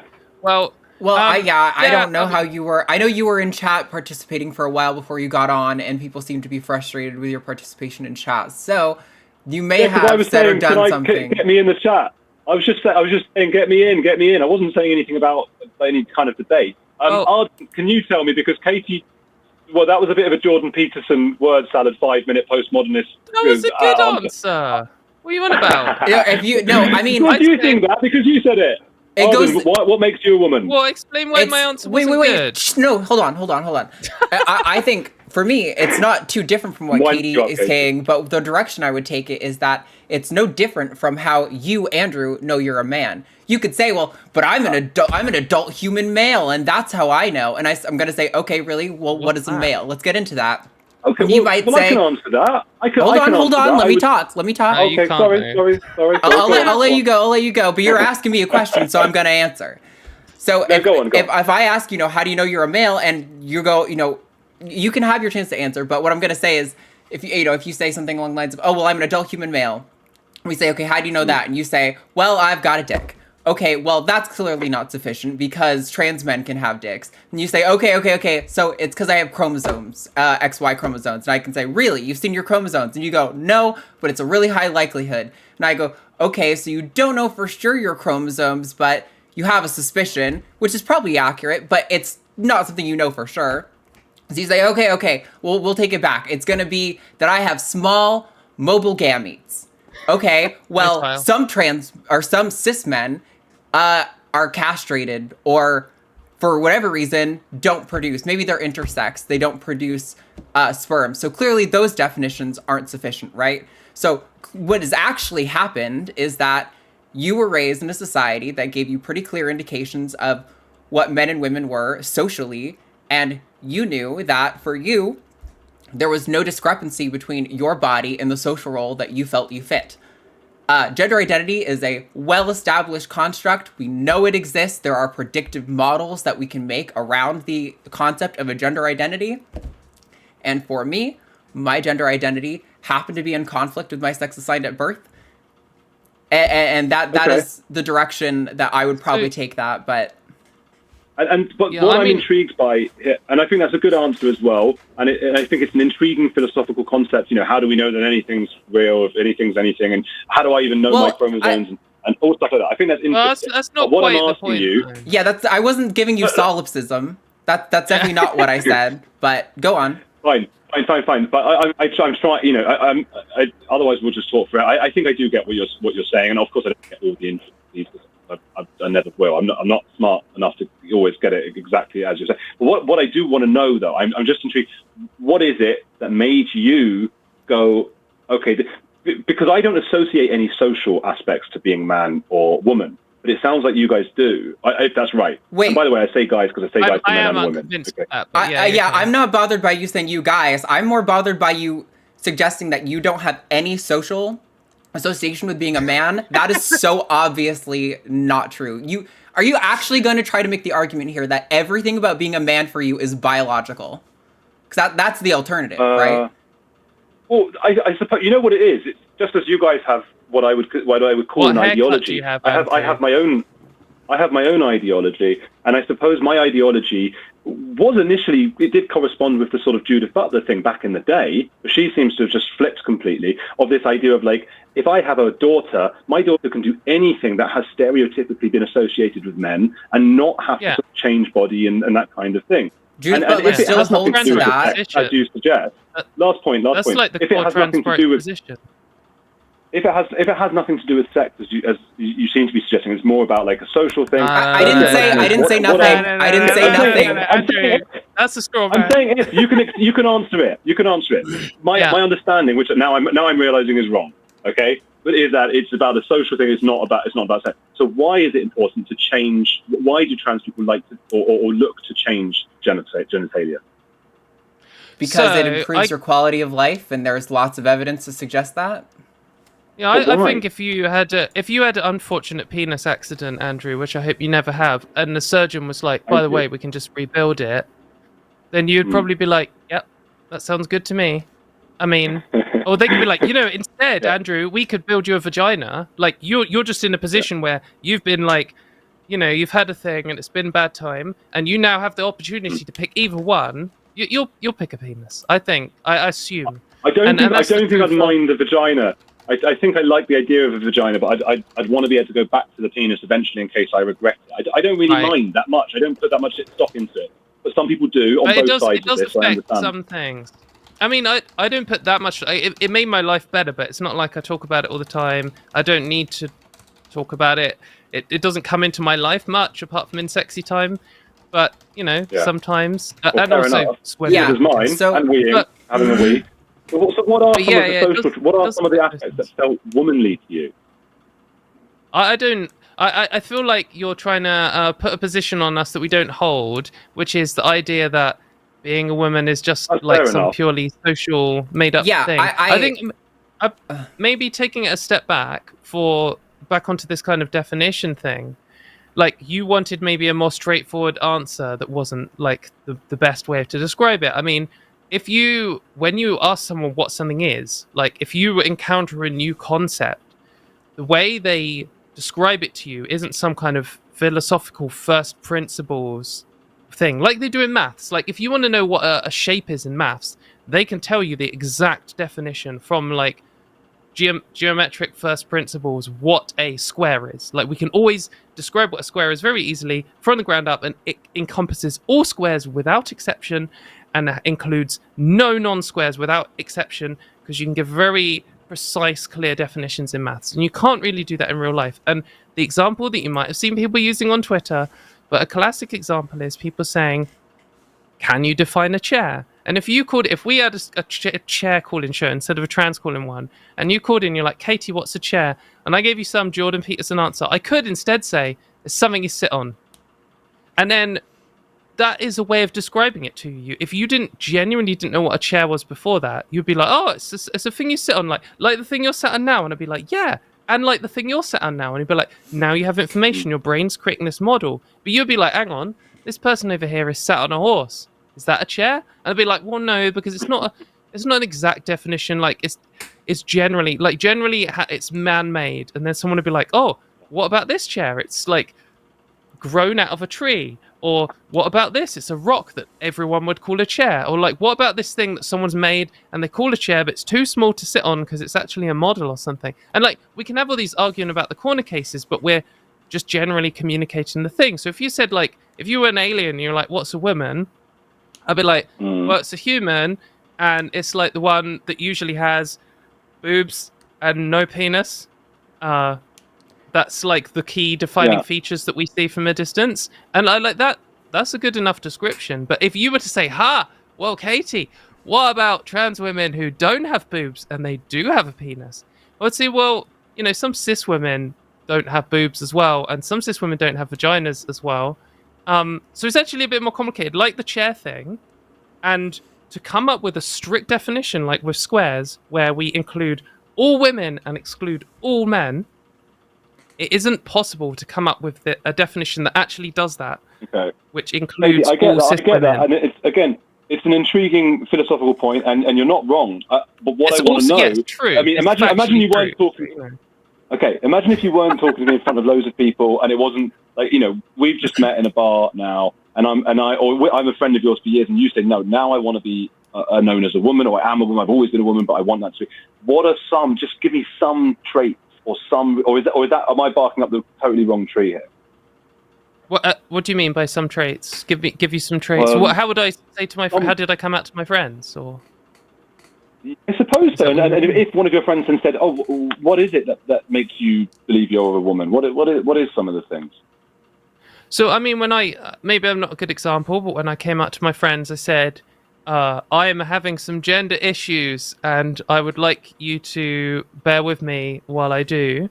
And then I said things like, I'm considering changing pronouns, so maybe if you could refer to me as she, her in future. And it just kind of naturally progressed over like more than a year in steps. And I didn't really have I guess with my work colleagues, I came out to them last. It was like, you know, the day before. I never presented as a man ever again. And to those, I said to them, like, I'm going to come into work tomorrow as a woman called Katie, and it would be great if you're cool with that. And if it's not, you can ask me any questions in private or something. But then that was the description thing where I was just like, I needed to send an email to 200 people or whatever. So I just said, tomorrow I'm going to be a woman, and hopefully everyone understands generally what that means, and if they don't, they can ask questions. But it wasn't me trying to communicate some true definition of women and say that I definitely fit into it instantly from this day, and yesterday I fitted into the true definition of man. It was just, it's a description, like saying tomorrow I'm going to come in with brown hair. Okay, but some of the things I'm looking for here are like, you got long hair now, right? You're wearing lipstick. These are some things that point you out as a woman. And I think that's actually, I don't have by the way, this is a very important point. I respect trans people and the right for trans people to identify like that. It's just, I think there is this issue with like the pie of human rights and things, and people are debating. And I think there's important things to be said on both sides. I think it's curious, Andrew, how when you asked what our definitions of a woman are, we both conceded that, you know, more or less the definition adult human female is acceptable, but there's problems with thinking that definition is ironclad. And then you wouldn't accept that, and you insist that we must define woman. My womanhood must come from the length of my hair or the makeup on my face. And that's not my position at all. That has never been my position. Hang on. I didn't say it must, and you're right that I need to get your position better. I need to understand it better, and I am trying, promise you, and I'll get it wrong because, you know, and I think we all have to show some humility on this side, because I feel that you're getting my side wrong as well. Because I'm not trying to be combative, and I'm not trying to say the only thing is hair and makeup. I'm trying to ask you what the thing. So I agree with you that it's very hard. Wait, hold on. I need to talk. But my problem is that when we've given you a definition, you seemed to not accept that and go, okay, but what things? Like, you keep goading us because it seems like you're... You didn't give me a definition. You said that's a lie. No, Andrew, that's a lie. Andrew, that's a lie. You know, that's a lie, Andrew. Andrew. Okay, have you had... I'm going to mute you now because you had an opportunity to stop talking and you chose not to, so you're on mute currently. The audience can't hear you. That's a lie, Andrew. We specifically said that I'm okay with the notion of adult human female being a broad definition, but the problem is that those definitions are insufficient. If you say, I know I'm a man because I'm an adult human male, there's problems with all of those words at every point at how you know those things are true. So it's not true that we didn't give you the definition you were looking for. I actually conceded to the definition that gender criticals use, but pointed out that the way that they use it is problematic and not in concordance with reality. So before you start, asserting that it must be that we identified our womanhood because I wanted to have long hair, that's not true. That's not something I said or have ever said. I also have I have notes on other things that I've had problems with and wanting to respond to what you've said, but we're so far past it now that I don't even think it's worth it. I mean, like, you suggested earlier that we thought there was no correlation between gender identity and sex.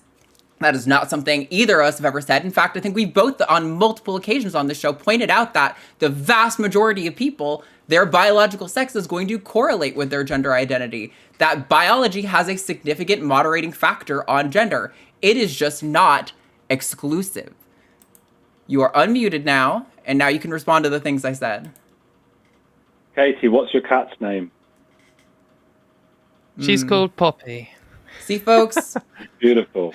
I love this. That. Is when we say that trans women experience social misogyny, it's right there. When you directly ask someone to respond to things they say and they totally ignore you. Social misogyny, but that can happen, right Arden. And let me just explain something. Firstly, it does appear that Katie is genuinely interested in debating, so that's why it's easier for me to go and talk to Katie. And secondly, there's something important called Hanlon's razor, and I think it might help. I know that sounds patronizing, but when you have debates... Oh no, I'm muting you again. You're suggesting that I'm not interested in debating you, presumably because I muted you. I know what Hanlon's razor is.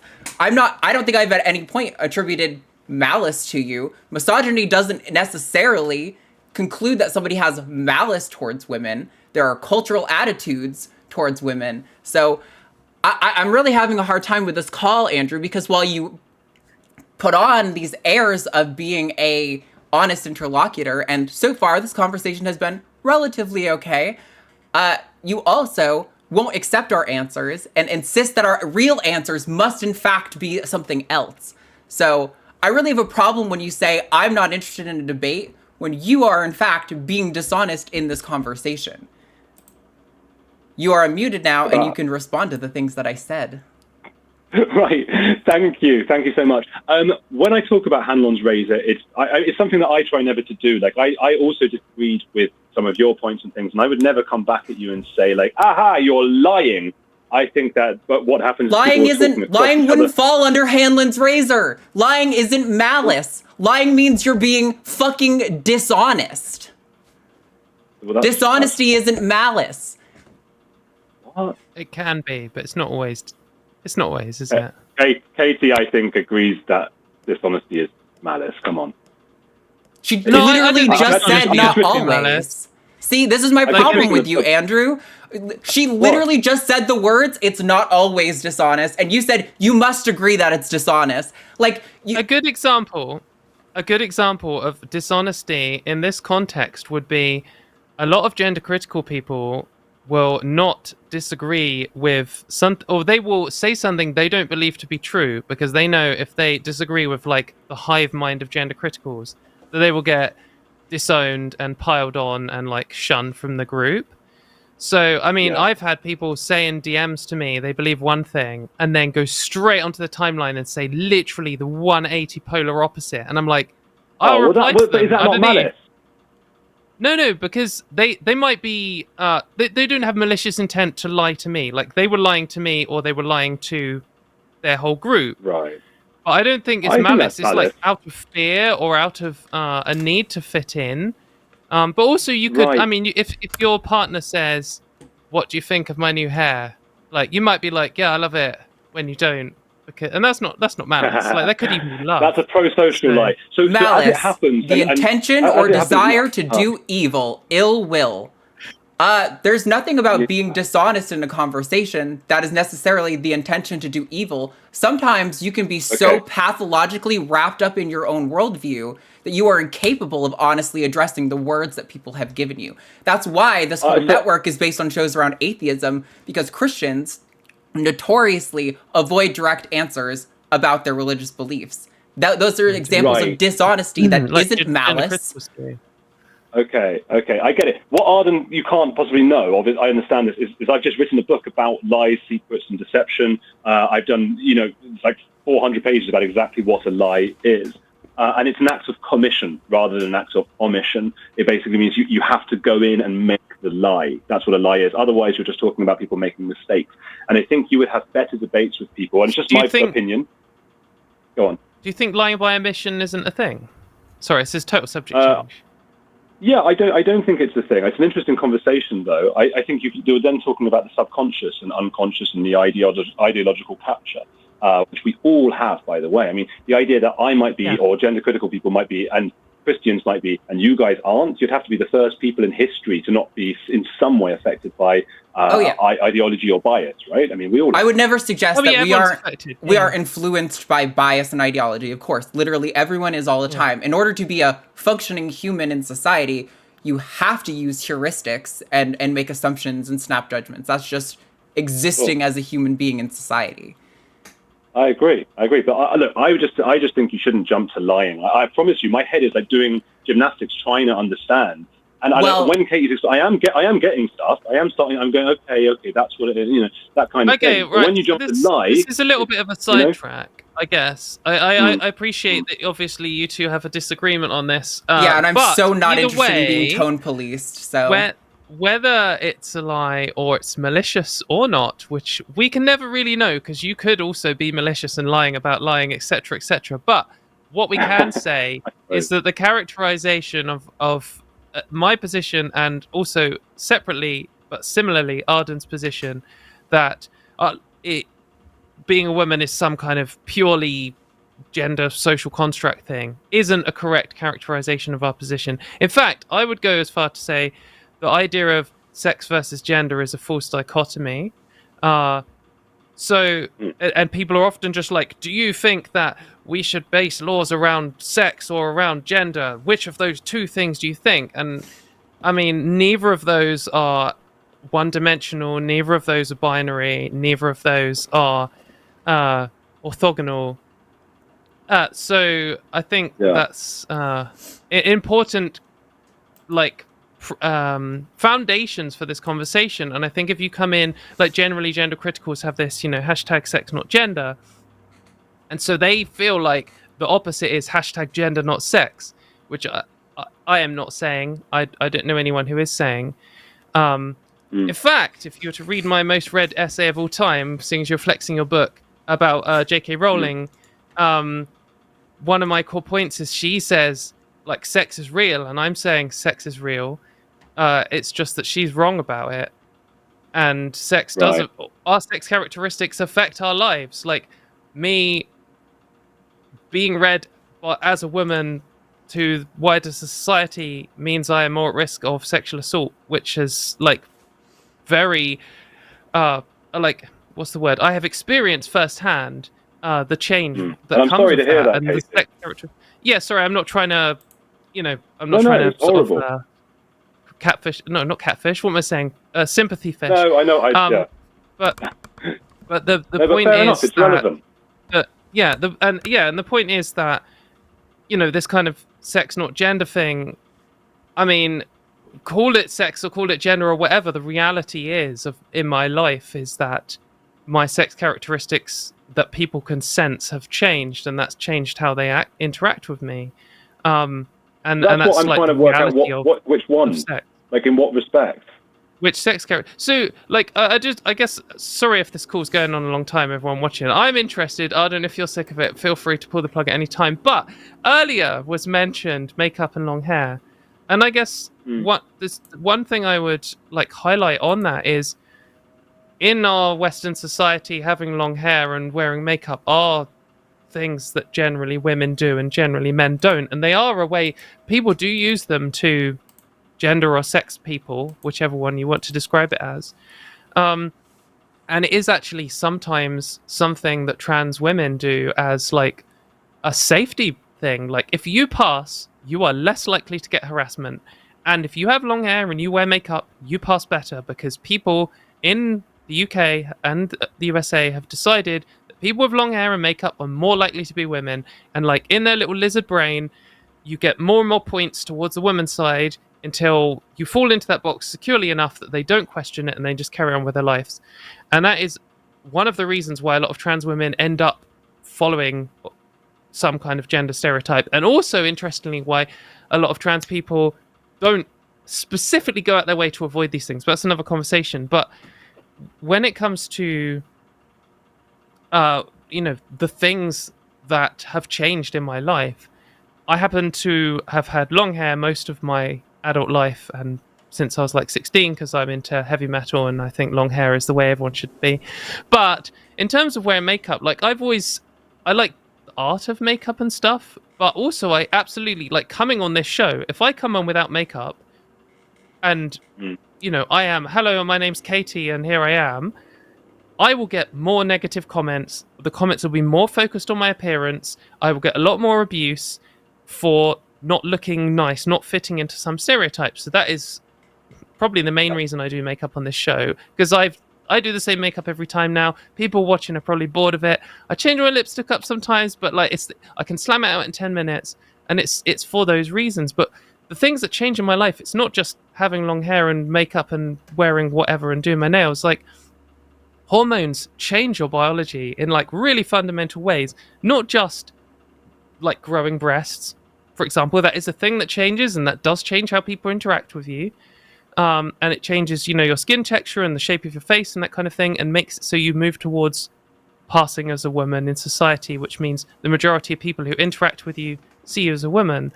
And when that starts happening, they start acting towards you like they do to other women, and that includes being misogynistic, and it also includes, other things people do in non-misogynistic ways when they interact with men and women. But also, hormones change all kinds of things, like your risk of certain cancers and the way in which certain diseases present themselves. Even also stuff in sexy time. So there's a lot of things here which have changed, which are like, when people say sex is real and they're gender critical, I'm like, you're like a sex denialist to me. You're like someone who says, I don't care about your sex characteristics at all. None of your material sex characteristics matter to me. All that matters is what genitals you had as a baby, because that's what the hashtag sex not gender ultimately means. And listen, Katy, I've got to go. I got to go. Sorry, and okay. You've spoken really eloquently about this. No, but it's really interesting. It was interesting, and I do feel I've learned something. I just want to make a quick point about how we need to talk more. And a lot of the people in the chat I can see are making really, Andrew's a liar, Andrew's this, he's trying to be like that. And I think I've come here to understand. And there is a nice comment from Noel Arons there who says, I honestly love this call. It's fascinating, and Katy's explanations are so clear and wonderful. Arden is great too. So that's a really lovely comment. Now, if one of you came on my channel now, there would also be mostly people having a go at you. But one or two would also say, oh, but it's really nice to see this. And I just think we need a world where we can be honest with each other and even have a go at each other and go, no, I don't agree with you. But then everybody's just like, but we're all human beings. We all love, we all have family, we all, that's all I think. Yeah, I promise not to go off because I know you have to disappear. I guess just on that, Andrew, I thought that you were the Andrew that we had briefly talked on Twitter and you'd invited me on your show before. And obviously maybe you're invited Arden on too, and I'm not going to answer for her. But I guess there are other factors here. Like if we were to meet at the pub, I'm sure we could get on and disagree. Like I love arguing with people. I meet people at the pub all the time which are religious or believe in ghosts and stuff, and I cannot get enough with arguing with people. But the difference here is that trans rights, and I said this at the start, this genuinely affects my life. There is a real chance, maybe less so now, but if you had called like 2 years ago, I felt at the time there was a real chance that the gender critical movement might lobby the government hard enough to change the Equality Act and make it so I'm like banned from the toilet at work or something. And that would ruin my life. Like if I had to make a choice between risking my safety or risking breaking the law every single time I needed to go to the toilet, like it's just the toilet, but it's still such a big deal to me. And it would, whether that passed or not, would never affect any of them, not a single one of them arguing it. And if I was to come on your show and everyone there was religious and everyone was saying horrible things about me, it would just bounce off me. Doesn't matter at all. even if I was getting threats and stuff, because I've experienced so much of that. It's every day to me. But none of it affects me. Like, when I die, I'm not going to heaven or hell because they aren't real, because it's a load of bullshit. But trans rights does affect me. So when I come on your show, I not only have to consider mean things that people say, I have to remember that every presentation of a trans person is more than just the what is said. It's also the context and the wider framing of it, and are we presenting ourselves as a debate? And if we are presenting ourselves as a debate rather than a certain idea on show, then just the framing alone can do more damage to trans rights than anything said by anyone involved in the whole conversation. So it's very important to consider all of these things and to act responsibly. And that's why I think having a trans rights call-in show is good, because we get to set the tone. And sure, you can say, oh, you just need to do propaganda or whatever. I've gone on other anti-trans shows. No, I'm not saying you, but I'm saying one could say that. And I've gone on gender critical shows before, and there's a lot to consider from the point of view of, is this a net positive for trans people's rights? Because this affects me and it affects my friends. And at the end of the day, you're interested, and obviously you want to grow your channel and blah blah blah blah blah. And you might be interested on a genuine human level, and you might genuinely care for my future. But even so, it just doesn't affect you. So that's why it's complicated. And I'm not saying no, but I do have to think about it. I respect that. Anyway, thank you for explaining. Thanks for calling in, Andrew. You're very welcome, and thank you both, and have a lovely evening to you both. We will, and thanks for calling, and I'm sure we'll argue on Twitter in the future. I'll say some really extreme things. I look forward to it. Bye-bye. Cool. Bye-bye. Thanks, Andrew. Bye. Sorry for being cordial when you were frustrated, Arden. Oh no, I completely blacked out. Once I got tone policed, I do not give a fuck. Yeah. These things Classic are serious. British They are gender actually critical. extremely important. So if you dishonestly represent my argument and I point that out, and then you tell me you tone policed me, I don't give a fuck. Okay, we definitely that's do fair. not have time to get to everyone left on the line. There are 5 calls. Sorry, everyone. And to be fair, That was my fault. we have made it very clear that this show, just like theists get priority on the other shows, gender criticals and anti-trans sentiment get the priority on this show, because that is what the purpose of this show is. While I may be frustrated with Andrew, I will say he was participating in the way that I prefer for most of the call. That is about as nice as I can phrase it. And he was from that position. So I don't mind that he got 38 minutes or whatever. That's fine. That's what the show's 45. for. 45 So we do minutes. have another gender critical on the call. Do you have the strength to jump straight in? All right. Because I do. we can do it. This I'm will ready. be the last call of the day, though. So I'm really sorry to everyone else who's waited on the line. We don't normally have this problem on Transatlantic, but that's what you get on a call-in show. So Please call back next week, all 3 of you, because we would love to have you. I would definitely like to talk about all of those things. So I know maybe do stay on the line, because if this next caller comes straight in with the slurs, then we'll jump onto you. So yeah.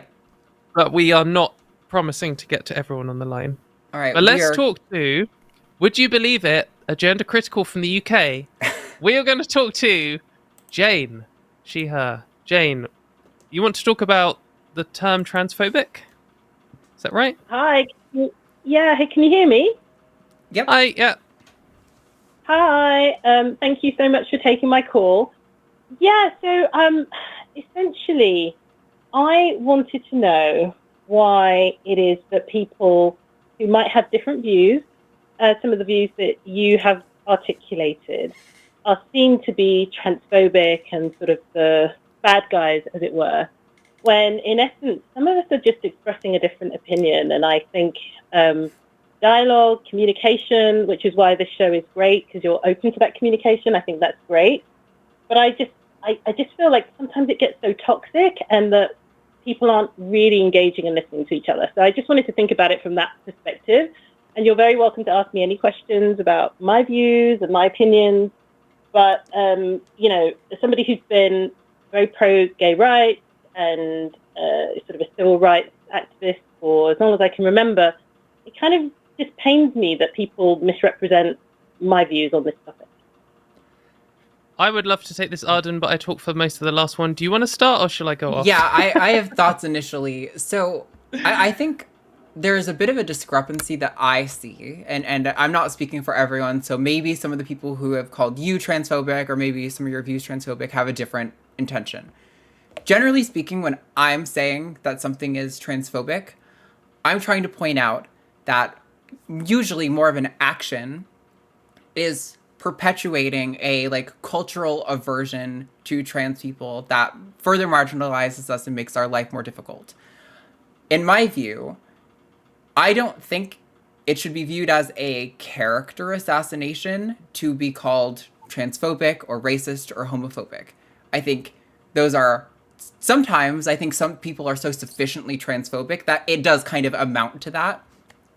But at a base level, I think everyone kind of does things that are, we all were raised in this society that is patriarchal and white supremacist in a lot of ways. And we probably all engage in some of these sort of beliefs that are racist or transphobic or homophobic to some extent.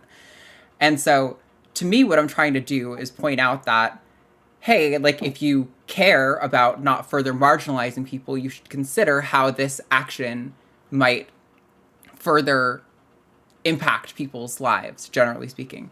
But I do think there are people who have been repeatedly so engaging in that sort of behavior that it's probably fair to sum up their character as transphobic. This is a transphobic person rather than a transphobic action.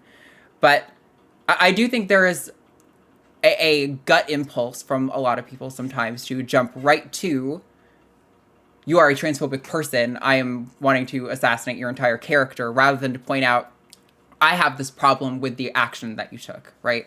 And I think it would be more productive if we had a better way to communicate that, but unfortunately the English language is limited, and just like when I was calling the last caller dishonest, in my mind, that is not necessarily malice.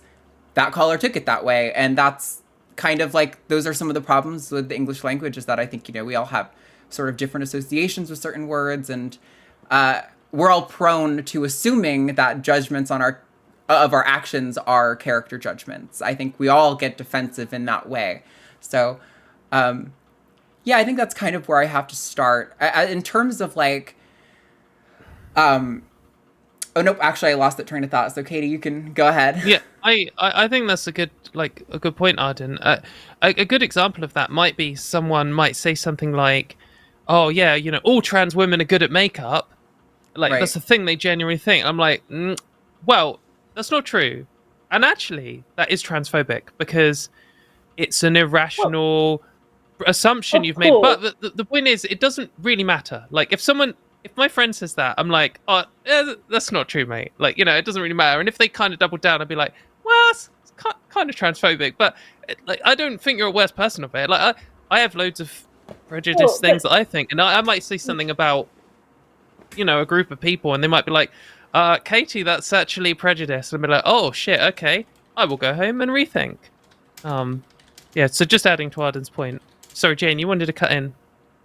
Yeah, thank you. And no, I appreciate that. And I think you both made some really great points. I suppose if we get into some of the specifics, because, many of my views would be termed to be gender critical. It's not necessarily something that I would identify as myself, because gender in of itself is such a nebulous term in a way. So many people mean different things.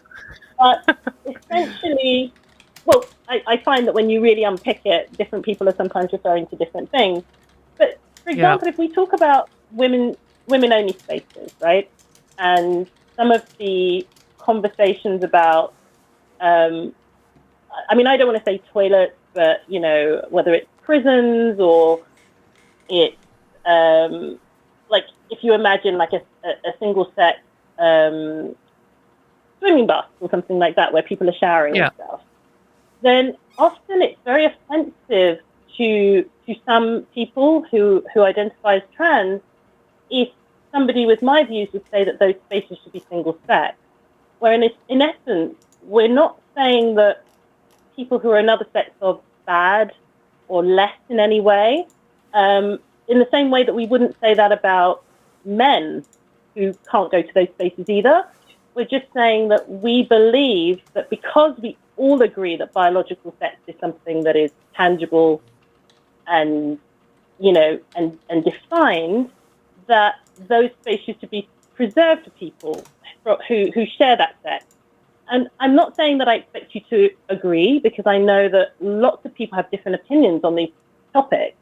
But the bit that it is disappointing is when people then think we are saying something offensive or hurtful, when actually that isn't the intention at all. It's just to state an opinion, even if that opinion is not agreed with. Does that make sense? I mean, yeah, potentially. Well, okay, I can see what you're saying, and I think that I guess without trying to say you personally, Jane, and make some kind of accusation, I think that a lot of the time that kind of, but it's just my opinion and it doesn't affect you any differently to any other male or whatever.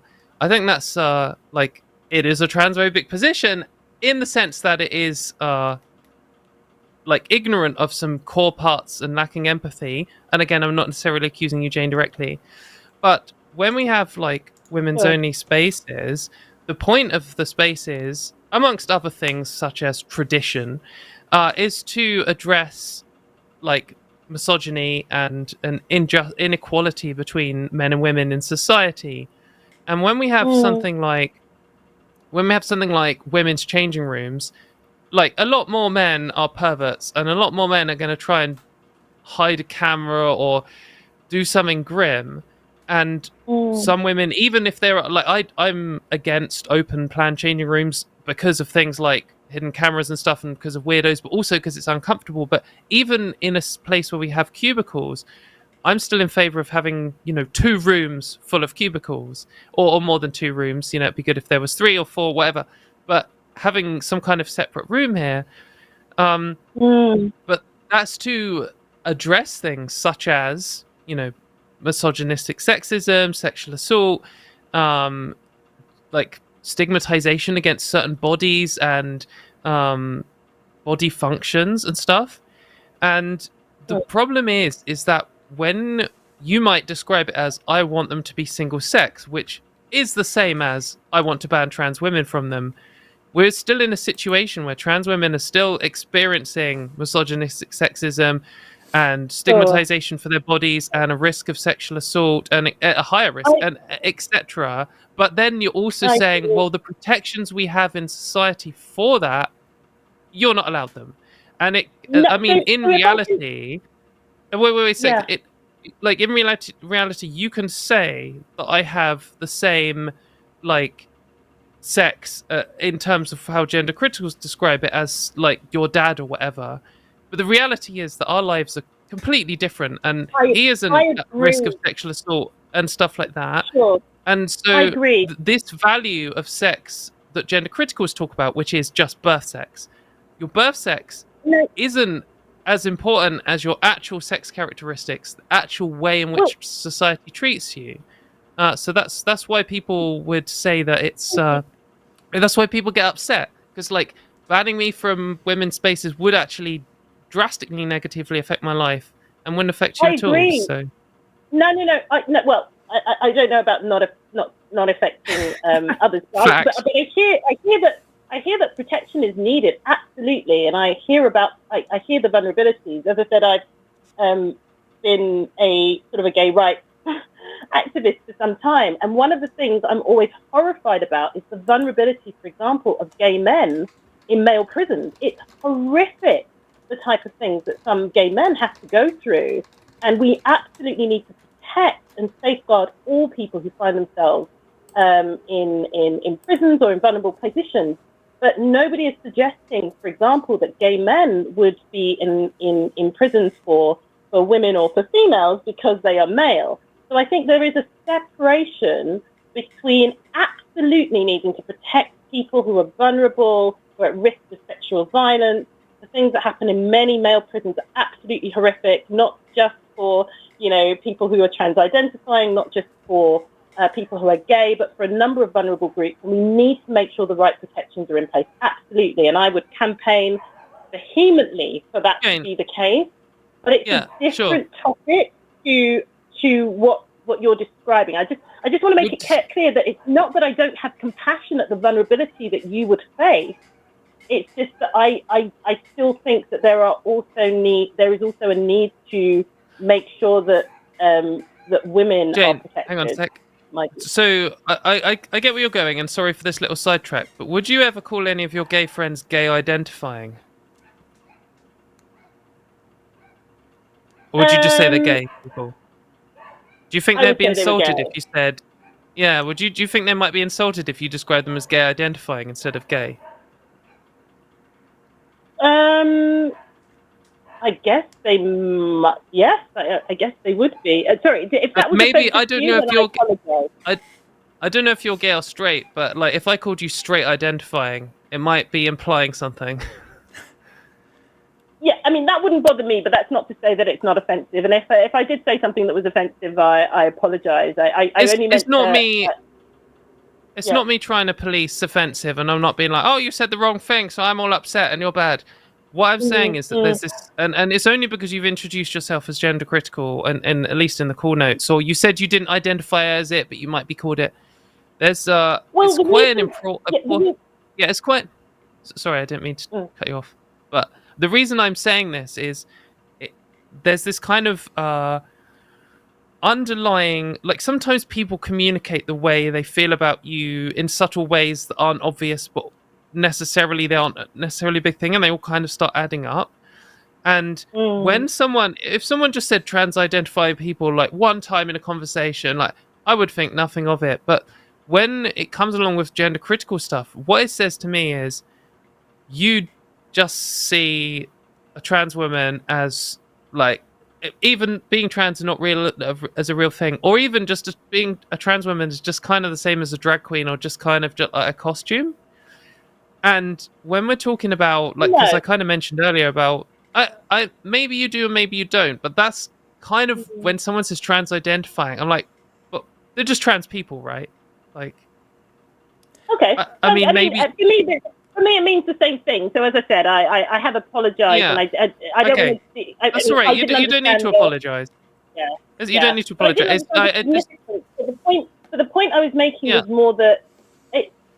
Sorry, it was a sidetrack. So to address your actual point, that wasn't my intention. But my point was more that in the way that we exclude all people who are men or who identify as men, or cis, if to use probably the terminology that many people are familiar with,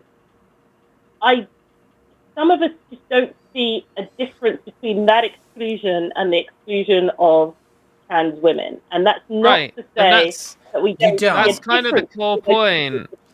That's kind of the core point, though, Jane, is like excluding your dad from the women's toilets at work and excluding me from the women's toilet at work. Like, if you're going to say you don't see a difference between those things, then maybe that's genuinely because you have no idea what my life is like at all, or any trans woman's life. But there is a difference. Like, do you genuinely think there's no difference to that between those two things? Like, that's something he doesn't need. Banning your dad from going in the women's toilets is like banning your dad from flying to Mars. Like, it doesn't affect his life. I mean, you wouldn't know whether my dad was trans or cis, though, right? I mean, it's right. Okay, if your dad's trans, then I will pick a different man in your life. I didn't want to say husband because I didn't know if you're married. Maybe your son, maybe your boyfriend from college. I don't know.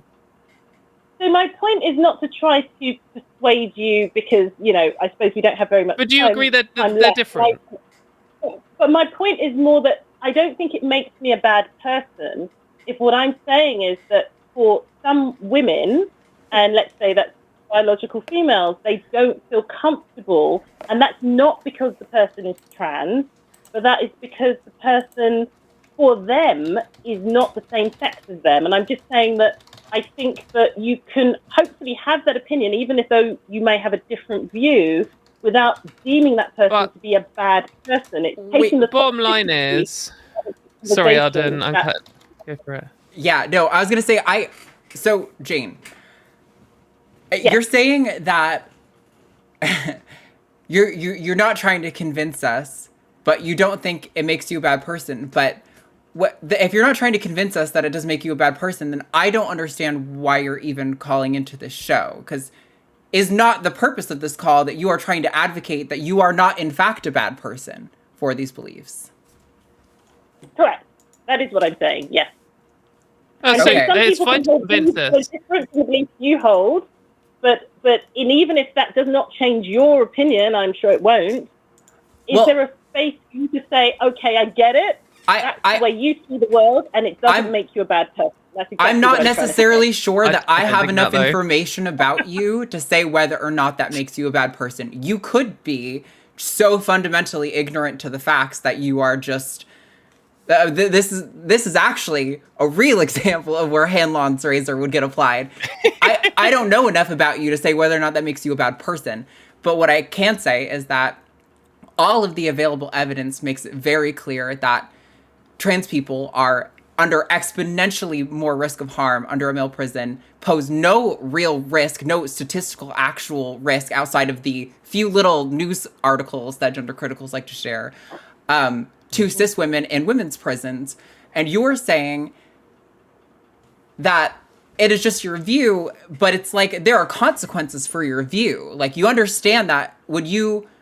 now, granted, I'm granted I'm ignorant to how the UK's political structure works, but like when you are voting for people who might enforce legislation, your view, whether or not you're a bad person, has real measurable impacts on people's lives. Well, don't you think you should really. have? Don't you think you should? Don't you think you should have? Don't you think you should have a really strong, real grounding in reality for the things you believe? If you are willing to put Katie and I in a situation where we could potentially be exposed to far more harm, wait, Jane, wait, let me finish. Please, Jane, please let me finish my point. Then I'll let you talk, okay? I'm not trying to be difficult here. I just want to be able to talk because I've been real quiet for the last 2 calls, okay? If you are willing to put Katie and I in a situation where we are statistically far more likely to endure significant harm, lifelong trauma, I don't know how you can act like this is just a mere difference of opinion, right? It is in fact a difference in opinion, but it's not just a mere difference in opinion, because your views, the actions that you take to create a world that comports with your views, causes real harm to people. And you are saying, by endorsing this view, that you are okay with the fact that people will be harmed as a result of your worldview. Like, that is the outcome of what you believe. In order to actually advocate for what you believe, you have to be also necessarily saying that you are accepting, you are willing to cause harm to people for this arbitrary distinction. Or you have an explanation of why that doesn't matter. Right. Yes, and I do. So I have not said in this conversation that trans women should be in male prisons. I have never said that. I have not said that. What I said was that trans women should not be in women's prisons. So that does not mean that there could not be a solution, a safe third space where there could be, people who are not being harmed. And I also want to come back on one of your other points as well. You're also arguing about changing rooms, aren't you? Yeah, but this is just not... I'm sorry to cut you off, but this is just kind of ridiculous. Like, you're saying, I don't want to put you in male prisons. Okay, where are you going to find the funding to build an entire third fucking prison for trans people? Like, come on, that's ridiculous. That's ridiculous, right? Into a concentration camp?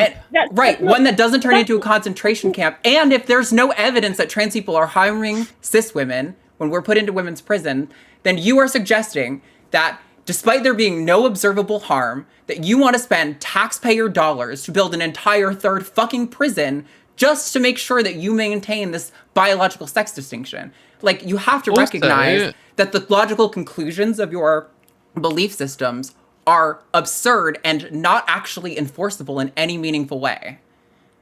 I'm not arguing for prisons here in any sense, but just there are lots of other issues as well. Even if we just magically created a trans prison, I mean, even if we made one in every single state in the US, if we made one in the UK, like we're not going to have 10, we're not going to have one in every city because there isn't even one trans criminal for every city in the UK.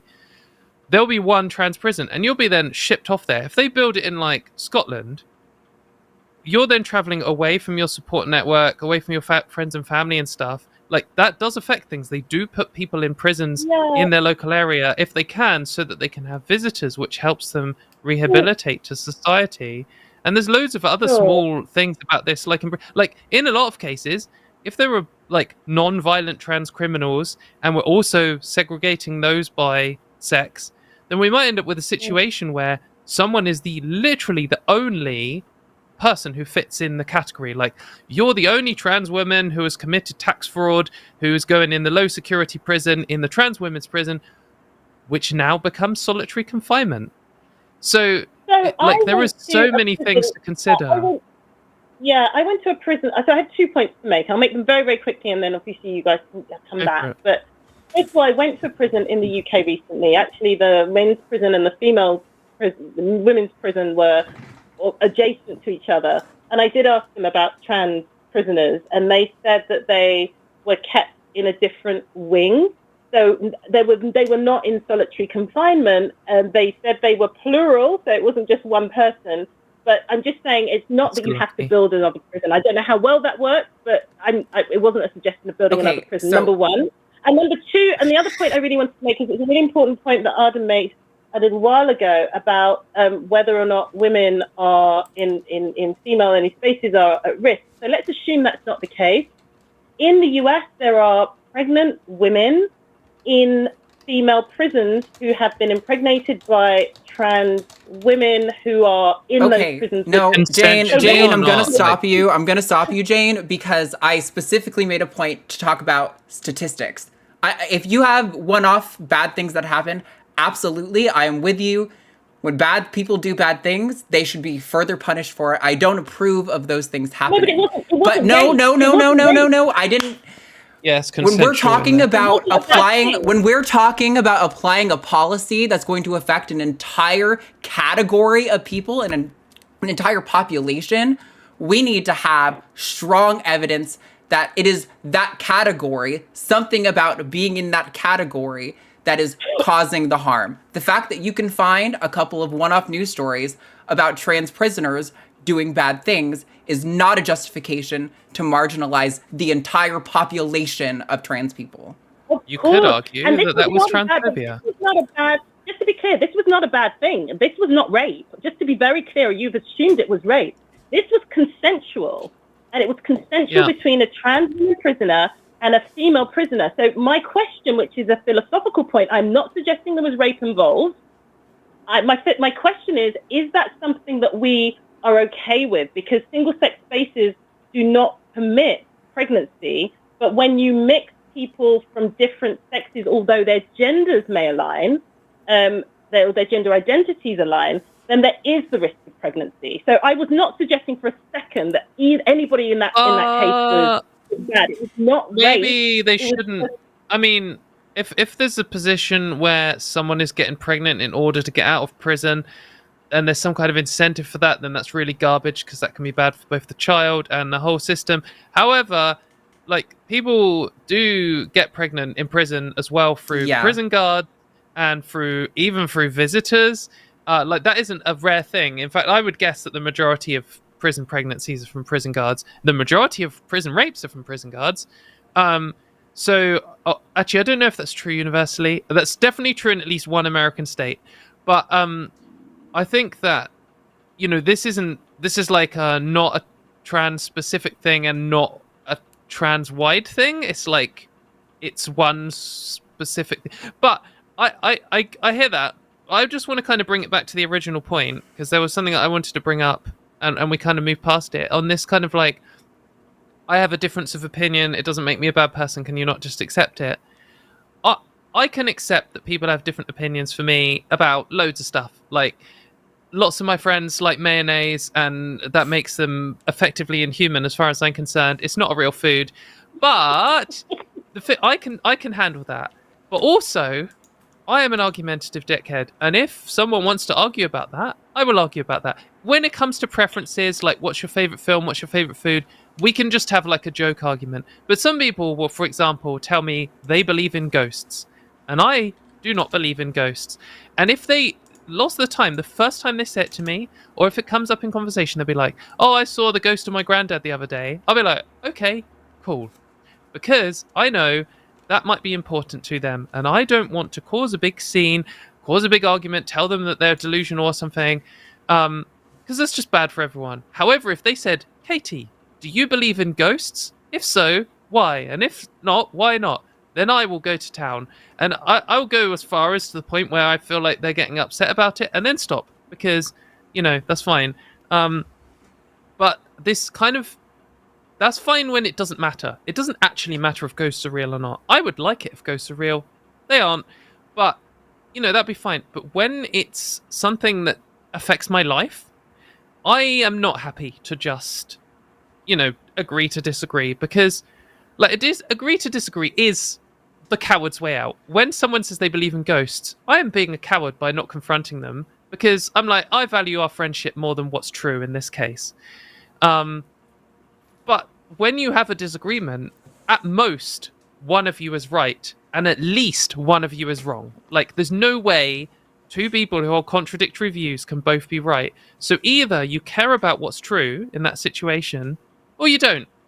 And in the case of ghosts, actually, I don't care. I don't care enough to lose a friend. I don't care enough to upset someone that I only just met. However, when someone says something like, I think trans women should be banned from the toilets at work, I do. I care about that so much that I am willing to upset someone who I've just met. I'm willing to upset my friend over that if they said that, because actually, however much I upset them, however, you know, heated the conversation gets, it's never going to be as much as the upset and harm that would cause to me and every other trans woman in the country, whose life would be severely harmed by being banned from the toilet at work. You know, that isn't just a trivial thing. It's a big deal. And it's the point where, yeah, I'll lose a friend over it, because they're saying to me that they don't think I should be able to just live a normal life. And, you know, you can say, oh, I'm not so fussed about toilets, I only care about prisons or something. But, you know, this still does affect me, that people get wrongly accused of crimes. The UK government is like arresting protesters, and they're also threatening to take away trans rights. So there were going to be trans people protesting. If I was like wrongly convicted of tax fraud, or I was arrested at a protest or something, and I was sent to a men's prison where I have like over half chance of being sexually assaulted or raped, that's fucking terrifying to me. Like, overwhelmingly terrifying. I've had nightmares about this the entire time I've been campaigning for trans rights, and I am like one of the most privileged trans people in the entire world. The chance of me getting arrested is very low because of a number of reasons. Lots of my trans friends are in a whole bunch of other categories where their chance of getting arrested wrongly, or maybe even rightly in the eyes of the law, for like being at a protest or something, and going to a prison where they're in real harm and stuff, it really does affect. And you can say, oh, I wish they had a trans wing and stuff. Like, cool, but in most places we don't today, and they often put people in the wrong place for processing and all this kind of stuff. The thing is, my point is that these views really do affect me, and I mean, more so when it's a call-in show. But even if we just met at the pub and you said, I think this thing about trans people, if I felt that affected me, I would argue about it, whether you wanted to argue about it or not. I wouldn't accept let's agree to disagree. And I would argue that, like, just close the conversation on this point to make the final point. I would argue that someone who is not a vegan is a worse person than someone who holds all the same views and actions who is a vegan. Because I think eating animals is some form of immoral. I am not a vegan. I eat animal products and sometimes eat fish. And I think that is a more immoral position than someone who is just totally vegan. That doesn't mean I think everyone who has ever eaten an egg is a bad person, because the category of, like, whether you're a good or a bad person is so, like, binary. But it is a worse position, and you would be more moral if you gave up eating meat and eggs and stuff. It's the same with irrational prejudice. If you think all trans women are good at makeup, that is technically a transphobic opinion, and that does technically, on the grand scheme of things, put you in a slightly more immoral position than someone who holds all the same views apart from that one thing. But when it comes to, like, wanting to ban me from the toilet at work, or wanting to send people like me to men's prisons, or something that you actually hold, for example, maybe wanting to ban trans women from changing rooms or something, that is an immoral position, because it's not justifiable statistically. It's not a rational position, even if it sounds offensive for me to say that, and it would harm people. So, yeah. It doesn't necessarily make you a bad person. It makes you a worse person than someone who's an identical clone of you who doesn't hold that view. That's my view. I don't agree to disagree. I think it's really good that you stand up for what you believe in. And you were saying that, you know, if you're at the pub, that, you know, you're invested in this conversation and you want to put your view across. And I commend that. That's one of the things I was saying, which is that we need to engage in conversation and debate, respectful debate, where people can express their views. Now, I must admit, toilet topic is not something that I lose sleep over. It's not something I'm particularly bothered about, particularly in a space like at work where everybody knows everybody else. I mean, I really think, what is the risk? But I appreciate that there are women who feel very strongly about it. And in that case, I guess they, in the same way that you do, they would articulate why they don't think it's a good idea. So that's why we have to go to the data. Right. Like, if we disagree, like, because there are a bunch of women who think that lesbians are a danger, and there are a bunch of women like me who don't think they are, and so we can have a like, oh, but some people think that. The thing is, we can just look at the data and be like, oh, look, lesbians are not a statistical risk to straight women in women's spaces, so we don't need to ban them. And that's the bottom line for trans people as well. I mean, it's got to be, because it doesn't actually matter what either of us think. Right. So this. I mean, when it comes to toilets, certainly in work or places like that, that's not something where I personally feel very strongly, but I can represent the views of people who do. They would say that the data says that males as a category, not trans women, but just people who have a Y chromosome, pose a small risk to women, and that risk does not diminish. But there isn't data that shows that. There's data that shows that there's a data that shows that men are generally more likely to be a danger to women. And then when we look, this is just cis men. So already trans women aren't even in, like, when all of these studies are about this, they're always just about cis people, and they're usually just about straight people, and they're usually just about, like, the dominant group in that country. So you always have to, you do have to factor that in, because to jump to, like, this is a classic, is when people look at, like, risking going into sports here. I'm not talking about sports, but people often be like, hey, look, all of these men are faster at running than women, therefore trans women should be banned. It's like, but you haven't got any data on trans women. Like, it's the same with this. Like, saying that men are a danger to women is generally true in the most general sense, but to then just go, therefore the cause of that must be their Y chromosome, and therefore trans women must be the same group. It's fallacious. I mean, you've got to show that trans women are a danger. Like, you need the data for that claim. And that's a valid point. But then I would ask what you could do then to prove that somebody who has a Y chromosome is in the trans woman category and not in the man category. And that's where the previous caller was asking. We don't need that at the moment. I mean, wait, before you say, Adam, we don't, like, today, how the UK operates and how most states in the US operate is we don't have a chromosome checker, because actually the way that society just kind of works doesn't need that. Like, we don't need to know who's a real trans, because there's not actually statistically an issue today with trans people. That wasn't my point. Your point was we need data for a claim. My claim is there's no data saying trans people are a danger. I am saying there's no data that justifies changing the law on trans people. If we said, oh, look, there's all this big problem happening, we need to do something about this, cool, let's address the data. But the reality is, the gender critical position is lots of, well, what if, or what about this one person, or something. There's no statistically, trans women are a danger to cis women. Let me flip it another way then. So if what you're saying is that men pose a danger to women, but there's no evidence that trans women pose the same danger to women, then if trans men are men, then that would suggest that a trans man poses a greater risk to women than you're women. making the same mistake. That's the same issue. Yeah, you're making no, Jane, stop. You're making the exact same mistake. It's a mistake to assume that trans people of a category are representative of cis people of the same category. Yeah, exactly. Like, trans people and cis people are that is the different. point that I'm making. No, Sorry, that's is not exactly the point that you were I'm making. You might want to be changing your point now, but that is not the point that you just made. So what I was trying to make, the point I was trying to make, and apologies if I didn't make it, is that if it's true that trans men do not share the same characteristics as biological women, then what you're saying is that a trans man is more of a quote unquote danger. No. Than a woman, because I don't have evidence of that.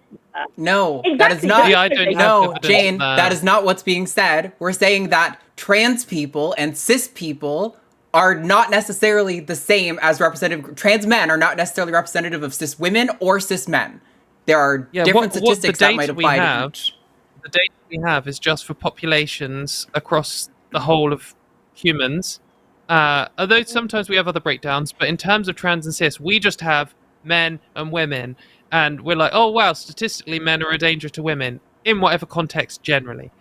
But in that case, 99.7% or more of the men in every single one of those studies is a cis man, and 99.7 or more % of all the women in all those studies are cis women. So the only statistically relevant conclusion we can draw about this is about cis people. And like it's the same, like the same thing could happen if we were to do a load of studies on, you know, whether crime rates or something, and every single person in all of the groups was right-handed. You might say, well, what's the difference between right-handed and left-handed people in crime rates? That's a ridiculous claim.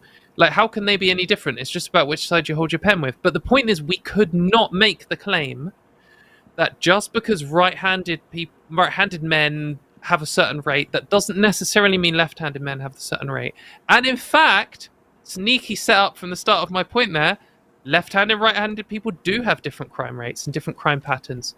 So it, like, with these groups, you really have to, like, you're constant, like, the whole quest in like scientific research like this, particularly of populations, is you're constantly trying to find out what the variables actually are. Like, it's very easy to say men are a danger to women generally. That is a big general pattern. But then we also need to say, well, like, what? Why? Like, what is the actual cause here? Is it the Y chromosome? Or is it the upbringing? Or is it the, you know, testosterone level? Or is it actually something with their penis? Like, and the thing is, all of those groups can actually be separated from each other. We could, on a global scale, find all of the cis men who don't have a Y chromosome, because there are some of them, and we can find all the cis men, a bunch of cis men who do, and we could compare the two rates and see, and we might be like, hey, this is weird. They're different. Wonder why that is. Is it actually the chromosome, or is it because men who have an X chromosome are more likely to have a lower testosterone rate, which affects blah blah? Suddenly it's complicated. But the point is, in all these like studies and stuff, if we don't have the data to back up a claim, or certainly if we don't have the data to back up making a law change, I just don't think we can make it. And like you say, do we have the data to show that trans men are more of a danger to women than cis women are? No, I don't have that data. Maybe that data exists, but I've certainly never seen it. And so I'm not going to advocate for changing the law around trans men. I mean, in terms of the behavioural differences between males and females, I mean, I have a cat, and I've seen how cats interact with other cats because we're mammals. So the males in many species are more, you know, more likely to be aggressive than the females. Jane, I mean, I have I have the perfect book for you. I feel like you have some kind of feminist background.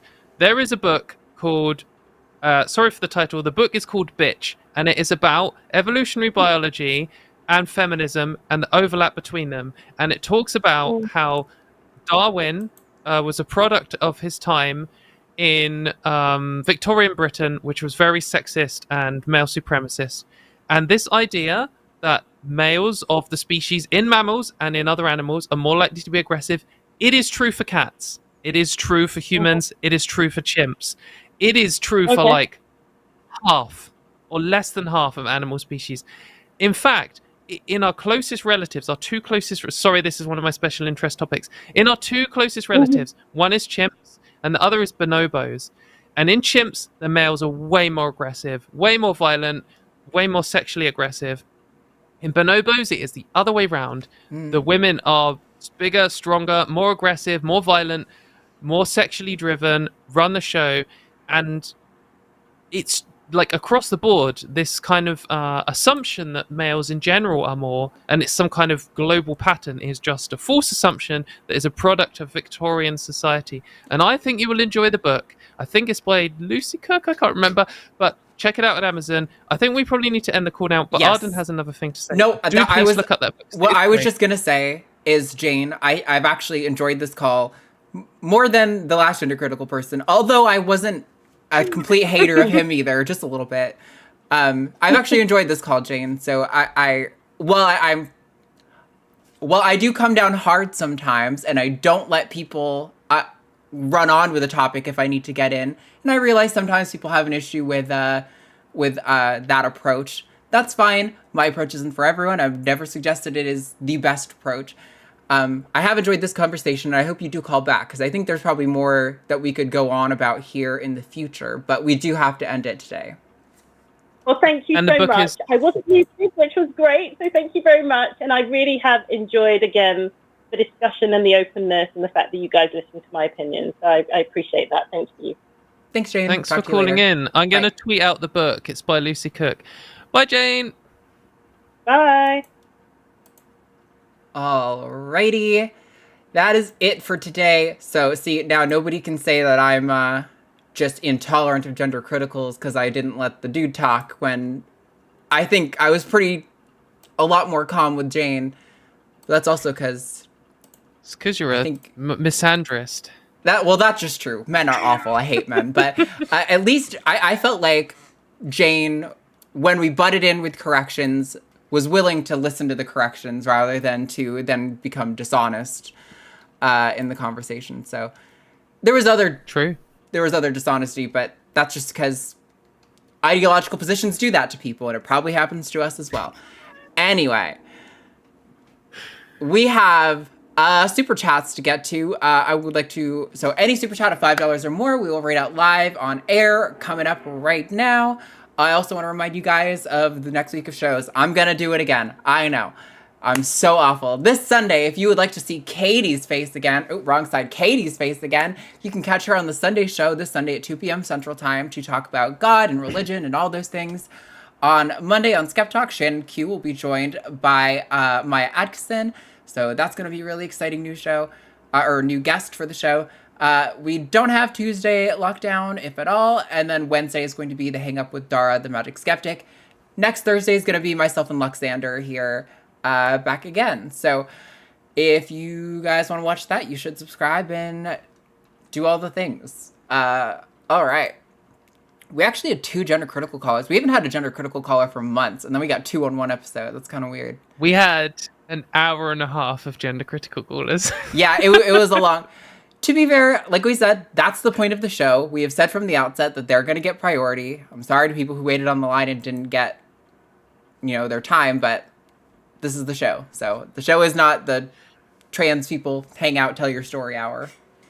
And don't forget that you don't have to send in a super chat, but that's a lie. This show has been, it's an interesting ride. So, maybe this is the time that we deserve the super chats and the hashtag Team Katie's. I don't really feel like Arden deserves anything after attributing malice to a poor innocent man. So You missed it. I attributed malice to you. I told you it's a lie because you said they don't have to donate. That's a lie. You absolutely have to donate, or you're a transphobic bigot, obviously. But also, I am being malicious because I'm trying to manipulate money out of people's wallets into our into the Lions funds so that we can put on the LineCon, which is a convention which they genuinely real talk, fly me out to Texas for.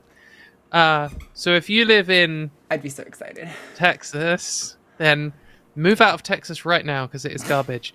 But I've never been. Don't ban me. But maybe I'll be there, but only if we can fund it, because flying British doesn't come cheap. So anyway, let's get on to it.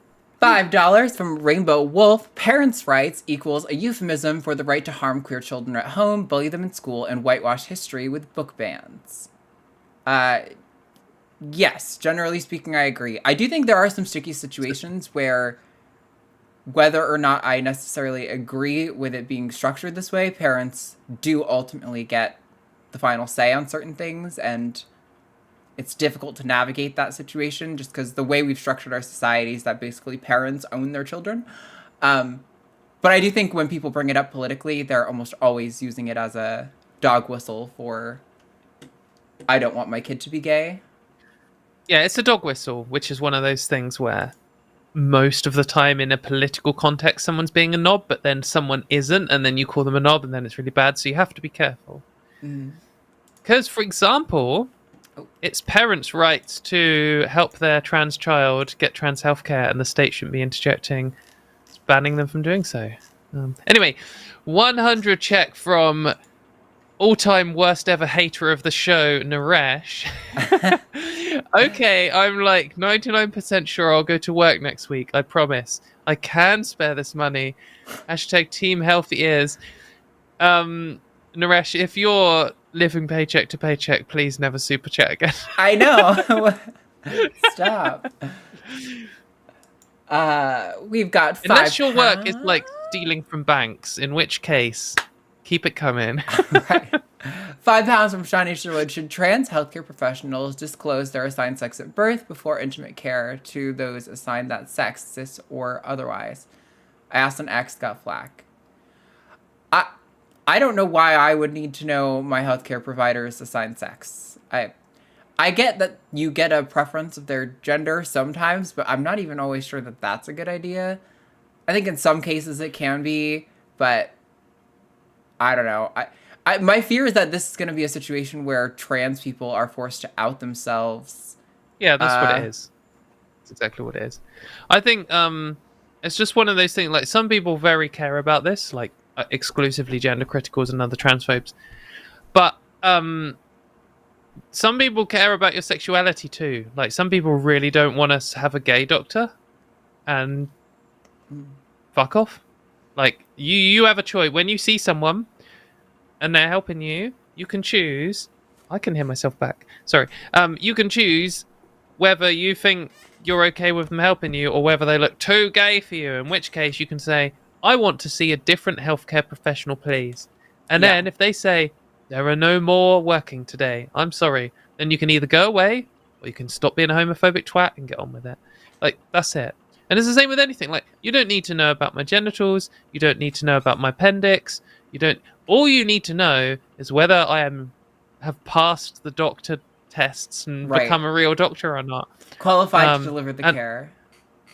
Yeah, exactly. So, no. We've got... Oh, sorry, I did the last one. Listen to you. $4.99 from Paul Claire. The pink hoodie design would be so cute in a onesie. Just saying, if we can get branded onesies, that would be incredible. And onesies are very popular right now. Hashtag Team Arden.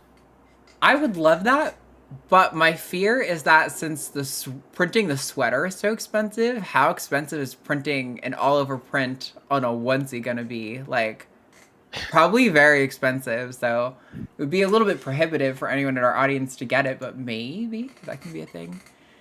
We've got another $4.99 from Poor Claire. So excited to see Katy on the Sunday show. Hashtag Team Katy. I know, it's been... Thanks, Claire. A long, long time since Katy's been on the Lions Sunday show. I haven't done the Sunday show since lockdown. Yeah, it's a long time.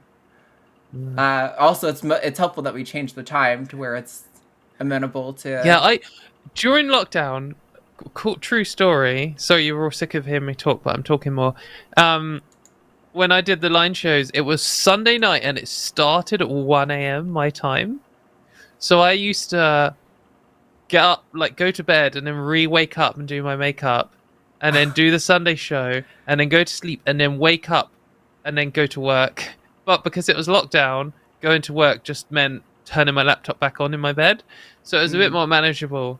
Because if I had to do a whole hour of getting ready and commuting, it would have been garbage. Yeah, that would have been undoable. Yeah.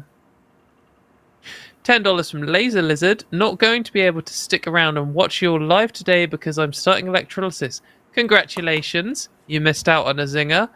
Have a great show. Thanks.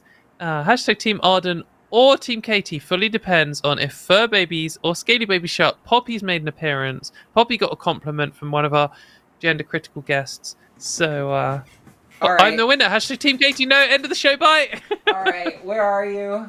Come on. Where'd you You go? cracking at a lizard? Oh. Or the cat? This one is less. Or a cat less lizard? a fan of. She might try to run away. This is a lily white. Basically, just means they have a really high white pattern. She looks like she's about to jump. Go for it. Do it. Do it. Show off for the people, please. I'm begging you. Anything to get away from Stinky Arden. Oh, she's so pretty. Anyway, yeah, Scaly Baby. So I get a vote now too. Meh. Get off of me. Get off of me. I think it means if they show up during the call-in portion of the show, I think that's an implied clause to this contract. So that was get the point. Lucy, for those who care. Yeah, no, I fully reject that. There's no call-in clause. 5 pounds of Sean Isherwood. I asked 2 polls Here we on X. go. Oh, I What? thought it was going to be maths. Sorry, Karen. Oh, one for each I patient. saw an X and was like, maths! One for each patient with a vagina/penis. Such inclusive language was called sexist. The Q's, also called rapey, GC's piled on. That was I'm 2 not- questions for the last question. 1 for each patient. Right, so if you say person with a penis, no matter what context, or person with a vagina, then gender criticals are going to call you a paedophile because that is one of their political terms. It's one of the things that gives them meaning in their life. And one of the only things they can do is call you a paedophile. So it's inevitable. Yeah. I mean, it's hard to know what exactly is going on because I can't see the questions, but that is okay. And this one's to you. Oh, Louise Richardson says for $9.99, I feel like I don't fit in anywhere, but because I've been stealth for decades, I fit in best in the cis world. Before COVID, I was in a trans meetings in Austin and Galveston. I'm 2 generations too old. Yeah, it must be difficult in one sense, but hopefully you've lived long enough to realize that fitting in is for losers. So, yeah, I will say dating a straight cis man kind of feels a little bit like I've had my queerness revoked, my queer card revoked. Because when I go places, people don't read me as queer anymore, and that has been true for like most of my life, that I get read as queer. So it is a weird feeling. I don't know if I care for fitting into the cis and the world. LGBT. I feel like You're I'm out. being forced into the cis straight world, and it's not. I don't agree. Please don't. Another $4.99 from Louise Richardson. In Austin, I was 2 binary. In Galveston, I was 2 MDF. Yeah, I will say it's a thing where, like, I think even the recent U.S. Trans survey showed that the majority of respondents, at least, it's not necessarily representative of the population, but when you have 90,000 respondents, it is pretty representative of the sample population. Majority identify as non-binary of trans people now, so Is that so? Because I always thought it's like a third. it was like 40, or I don't want to talk out my ass. It was a slight Okay. majority, the non-binary people. Trans women were a close second, and then trans masks were a smaller portion of the people polled. Interesting. Yeah, in my head, I had it as a third, but maybe that's not the case. That's And so again, 2022 of me. Yeah. There are slight problems with the 2026. sampling method of the U.S. Trans Survey where that could influence the data a little bit. But again, when you have a large sample size, it tends to balance out any sampling errors like that. Yeah. $5 from Breadbox of Doom. Last super chat for a while. I'm leaving my job and starting a new career because I can't take the phobic vibes anymore. Hashtag Team Arden as always. Well, I'm pleased to hear that you have a new career, and I hope that it's exciting. And I'm pleased to hear you've escaped the bullshit. I'm sorry you felt like you had to change your job, and please don't feel bad about not super chatting. Like, to everyone, legit, like it's a kind donation, but that's it. You don't have to. Really, don't ever feel pressured to send any money. Katy's wrong. Feel the guilt. Send your money. But thank you very much. I really appreciate that you sent this one. That's right. Thank you. $4.99 from John Doan. Hey, ladies. Always good to see you both at Arden. Do you like poison dart frogs? Yeah. At Katy. Katy. How is the No, that's how Metal Queen Americans doing? say it. Venom is the best. F the Fuck rest. the rest. LOL, love you both. Okay. I've seen Venom 2 times, and then the other version of Venom with Venom Inc. one time. The Venom are fine. They're not thrash enough for me, but yeah, fine. We're what's this? competing. This is a pied orange dream ball python. For a second, I thought you had a poison dart frog. I was going to be like, what the fuck? No. There you go. Now you can kind of see her whole pattern. Oh. Actually, I don't think I've sexed the snake, so I don't know if it's a boy or a girl, but... It looks like you've dipped it in, like, toffee. Oh, yeah, that's right. This one's got the smiley. Check this out. Can you see that right there? It's got a smiley on it. Isn't that crazy? It's like a whole ass emoji right on its face, right on its back. Such a cute snake. I'm a huge fan. These ones have been really good eaters, too. Oh, you're going to sex it right now?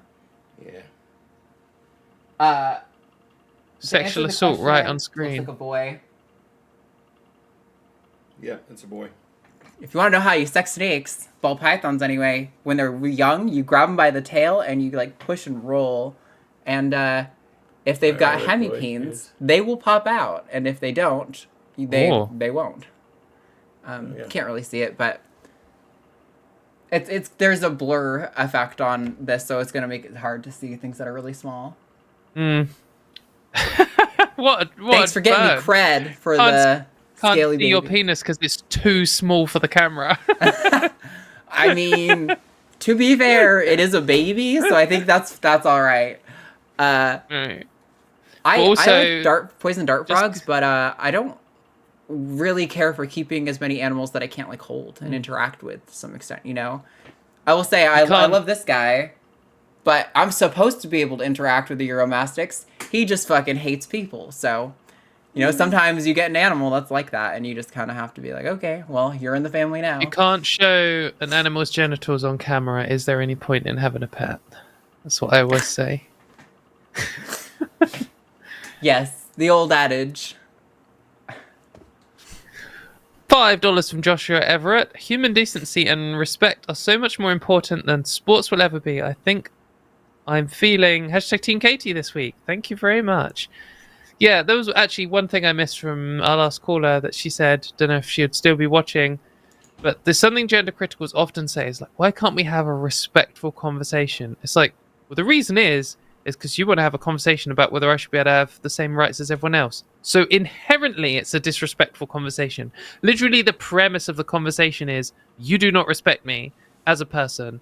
Right. So, like, even if you say, oh, I care a lot about trans people, I respect you. No. Like, the only respect I want from you is for you to treat me the same as everyone else. I don't need some groveling bullshit about how much you care about trans people.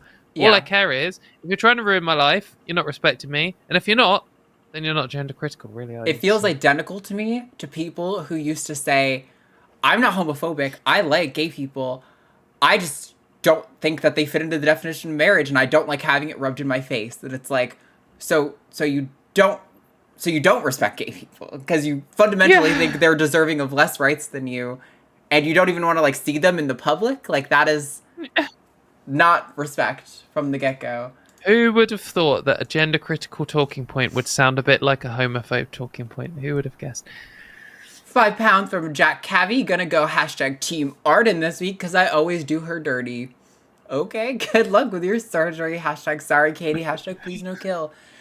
Yeah, thanks. It's still far off, unfortunately, but the process has started. I'm the one who decided to go with this particular doctor, but it's because it's the only doctor who does this particular method, and it is like the best. So I have to wait if that's what I want, and I unfortunately think that is what I want. Sorry, what? There you go. $10 from Mo Scoville. Love the show. Everyone, don't forget to hit like and ring the bell. Yes, do all the YouTube things. Thank you, Mo. Good seeing you. Love you. Appreciate you. How do you ring the bell? Where is it? My bell. That's how, right? I'm just trying to work it out now. I've liked it. It's on. It's like on under the video. I think when you're playing a video. Hold on. Oh, you have to scroll down past the chat. There's like a join and a subscribe button, and it's a little bell, and then you can set the notifications from there if you click the drop down. Oh, yeah, that's what I don't think I want this showing up on my timeline. We've got $5 from Larry Fishman. Katie should go on Andrew's show and just talk about Pokemon. #Team Poppy's mom.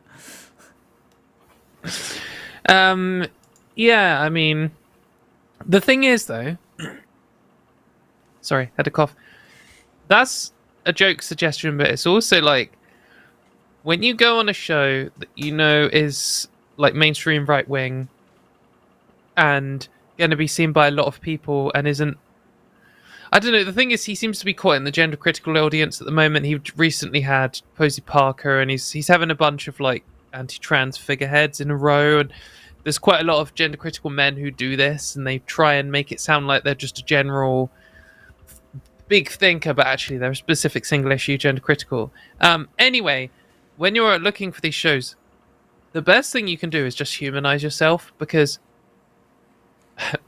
no offense, but right-wing people are not listening for arguments, and certainly gender criticals aren't. And the reason that they are gender critical is because they haven't fully humanized you in their minds. And so if you can go and just be normal and talk about stuff you like and things, that's going to leave a bigger impact than any slam dunk about what the true meaning of Hanlon's razor is. So, yeah. Anyway, thanks, Larry. $20 from Faye. If fair requirements for each sport were worked out, if people say trans people in sports is unfair, you say, glad the issue is fairness, not transness. Sign my petition to make these the requirements.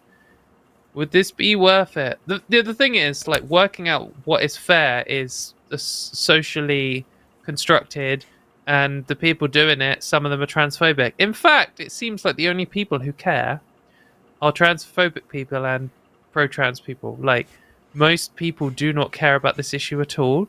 So it means the majority of the people trying to decide what is fair are strongly politically and emotionally invested. So the whole concept of it is just impossible.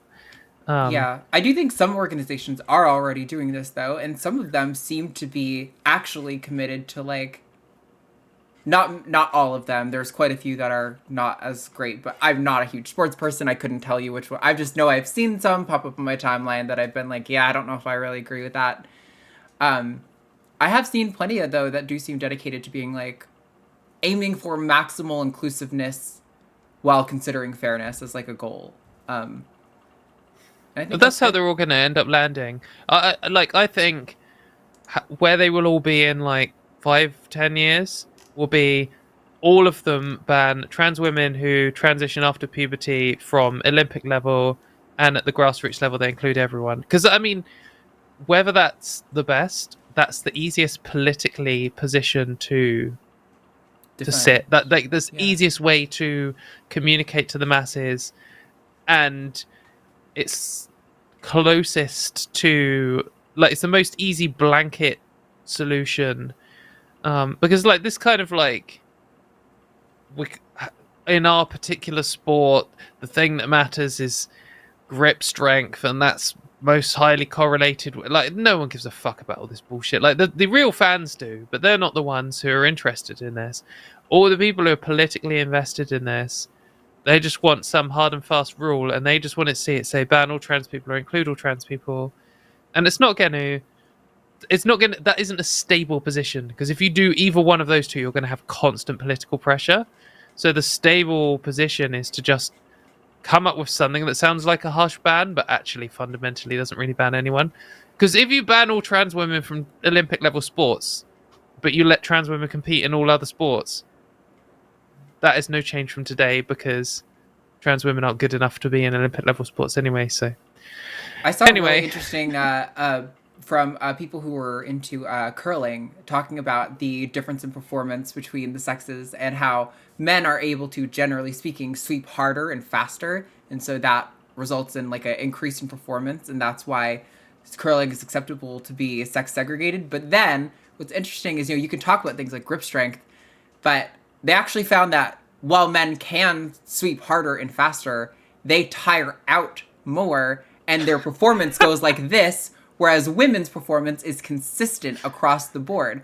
So it's like, we can talk about these things like grip strength, but they also are limiting the scope of like the concept. When we're like, they are physically superior in this way, that's the evidence. And it's like, well, yeah, but that might not necessarily mean that might not necessarily mean that they are going to perform better all the time.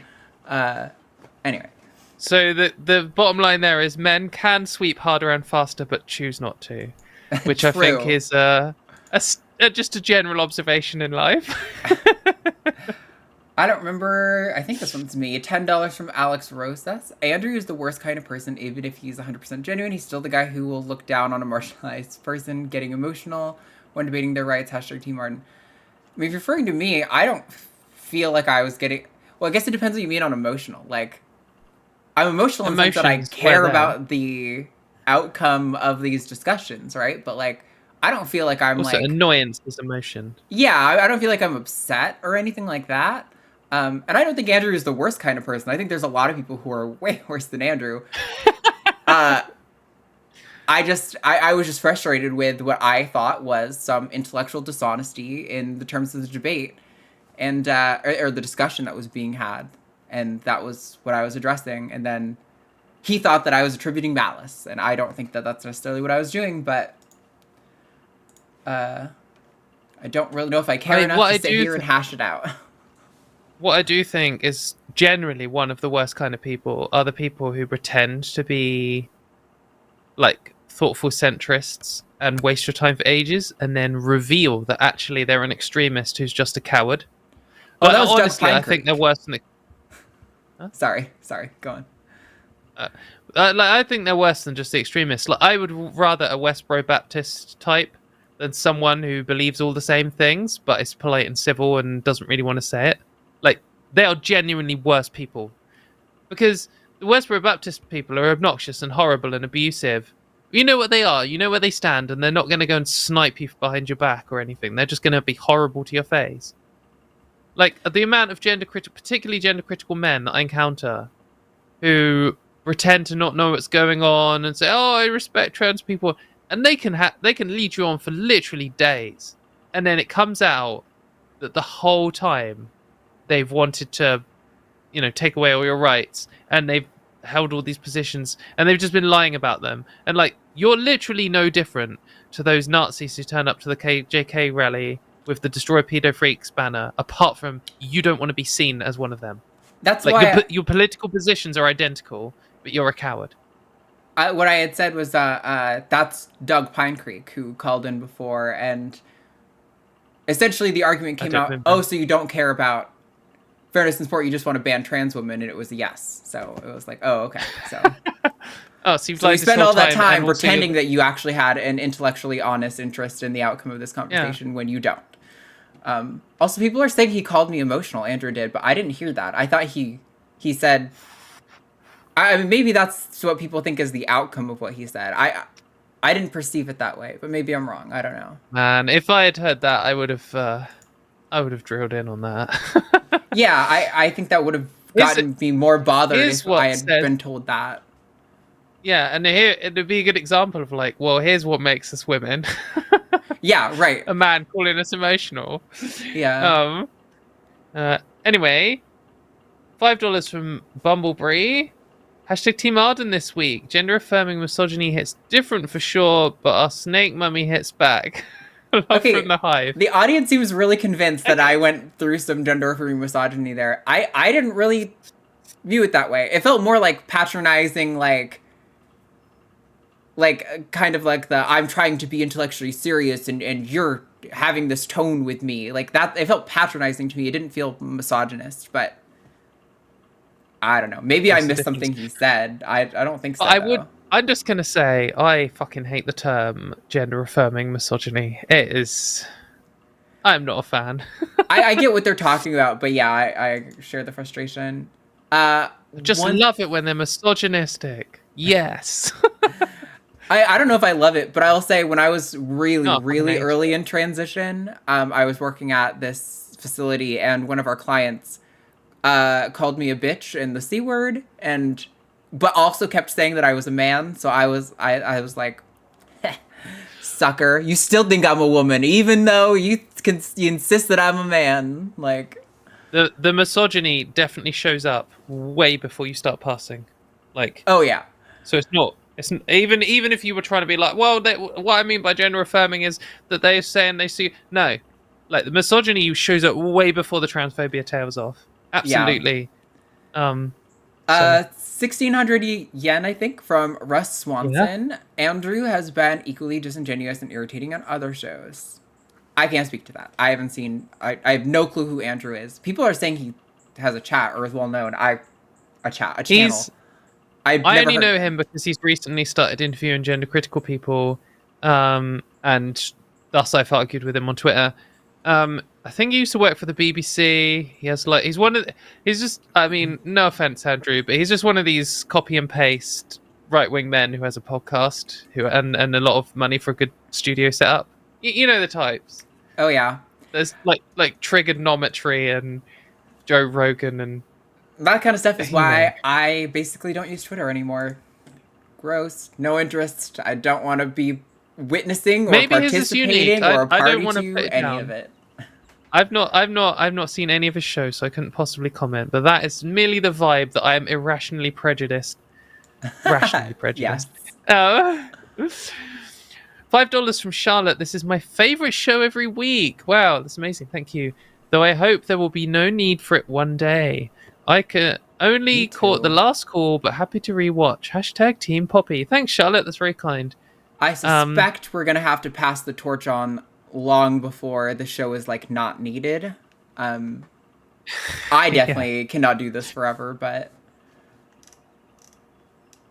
Yeah. €5 from Christians Against Dinosaurs. You both look lovely today. Thanks, I think. €5 from Jotun's daughter. Missed the show a long time due to mental health, but good seeing it again. By the way, I'm doing paperwork for bottom surgery at the moment. Hashtag Team Underdog. That's me. Yay! Congratulations on doing the genital paperwork. I hate the phrase genital paperwork. It sounds like you're putting your genitals on the paperwork. Can I do a genital paperwork story time? Okay, yeah, hit us with it. I'm gonna make sure I didn't miss a chat. Well, okay. Yeah. So when I went to do genital paperwork, you need a bunch of stuff. You need like diagnosis and all these other kinds of, like all different things. And also I went to another country, so I also needed like passport and visa and all these other kinds of things. There's a lot to prepare. It's very stressful. I I booked it with only 6 weeks in advance because there was a cancellation and I could move up the queue. So I had quite a relatively short time to like plan it all and book all the flights and all this kind of stuff. And so I got all the paperwork in a place as soon as I possibly could. Like, so it was all in one folder. Like, I double checked it, and I'm the kind of person who double, triple, quadruple checks everything all the time, even when I don't need to. Like, I get my passport and put it in my bag, and then put my bag on me, and then I walk out the house and lock the door, and then I check the passport, and then I go to the car and I get in the car and I check my passport because I'm just paranoid. So 2 days before the flight, I just re-went through all the requirements. It had like the full list of everything I needed, and I was going through the documents. I'd already put them in a folder. I'd already like put 3 ticks next to them for the triple check. This is like check number 4. And I noticed it said, we need the original copy of the following documents, and original was underlined, and there was a little star, and then it said photocopies not accepted. And I went and looked through my documents, and the main diagnosis of gender dysphoria that I had from the GIC was a photocopy, and I didn't have the original.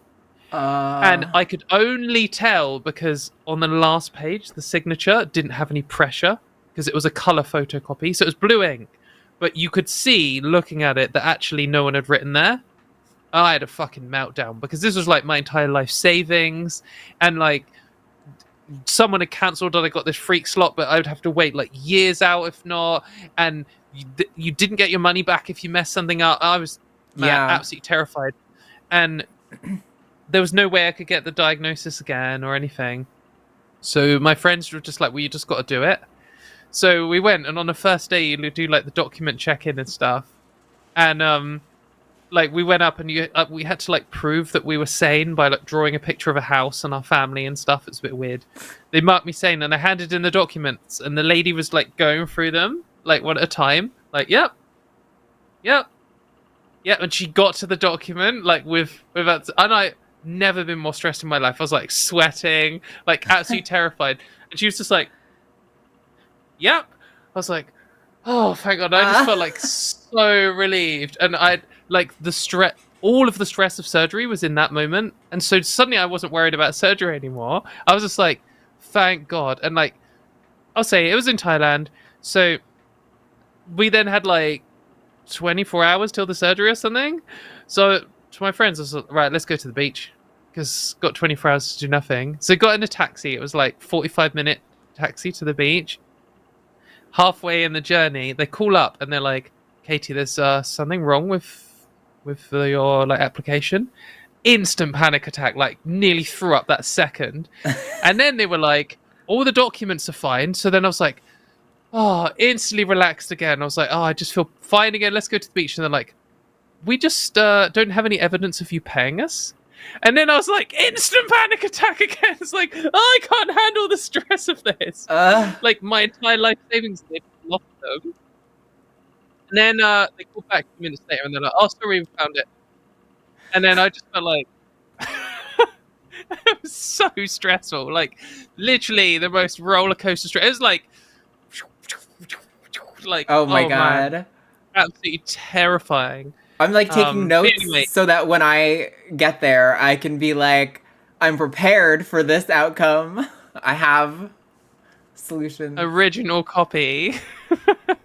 I think we haven't read this one. I don't remember whose turn it is, so I'll just $10 from SJL. Changing rooms, male, female, trans female, family, gay male, gay female, bi female. Where does it stop? Yeah, I mean that's kind of the point I was trying to get at with was it Jane? Was like, you know, okay, let's say that we make a whole separate wing for trans people. That might work for prisons. It's not going to work for like bathrooms. But even then, you are asking, you know, to dedicate an entire. Actually, you know, I think this might be more acceptable in the UK because I don't know how often you guys are imprisoning people, but in the US, we're notoriously high incarceration rate. Like, the notion that there's just going to be an entire wing open for trans people, I think is patently absurd. Maybe in some locations, but in most, it wouldn't be viable at all. And as if they're going to treat trans wing humanely. Like, they already treat prisoners like shit. And this is it's all the people who are prison guards generally. It does seem to attract the kind of power hungry, like, bully type. Yeah. And then they then have a wing of trans people who aren't going to be listened to even more than normal prisoners if they speak up against abuse they face. If they're raped by a prison guard, they're even less likely to be believed. They're, like, absolute disaster waiting to happen. Yep. This one's you. Oh, sorry. 10 Australian dollars from Freya Australis. M Dojo sent an email to all ladies celebrating being trans inclusive. It said, whilst I am in the changing room, I will be putting up a small sign at the door just so everyone feels comfortable. Wait, they're going to put up a sign when you're in the toilet, when you're in the changing room, saying that you're in there. Is that what you're saying? Because if so, that is garbage. Yeah, that's weird. Maybe I've misread that. No, I think that's how it's written. Maybe we're both reading it the same way. I don't know. Anyway, we've got 100 Czech crowns from Naresh. Hashtag Team Scaly Baby. And Jimmy, you telling me not to super chat. Oh, and Jimmy is fuck you. Okay, I was like, Jimmy's not here. For telling me not to super chat. But this will be the last one because I don't want to get out of bed, and super chatting and watching from my phone means I have to pause it. Well, good. Don't pause the show. You might miss something. Because that's how pausing works. $10 from Corridorus. I missed most of the show today. I will play it again after the stream. I hope everyone has a great rest of their day. Thanks. There is 54 minutes left of my day. Yeah, I think it was a good show. We had some good callers. Well, interesting callers. $5 from Larry Fishman. Captive bred poison dart frogs are not toxic. In the wild, the poison is derived from the beetles they eat. Yes. Also, interestingly, the food that you breed to feed captive bred or captive poison dart frogs are flies who can be engineered one of two ways to be flightless. They can either be bred to not have wings or bred not to have the structures that allow them to use their wings. Either way, they're flightless, which I think is so fucking interesting and weird. There is actually a flightless fly that's naturally evolved in Amazon rainforest, which is cool. Just shows that definitions for anything don't make any sense. Right. Like, Flightless when you've got fly. a flightless fly, yeah, it's just stupid. £5 from Samantha Patrick, hashtag Team Katy. Thank you very much, Samantha. Very kind. I'm resisting the urge to talk about other animal facts that I think are interesting. Me too. 169 and 69 Czech coronas.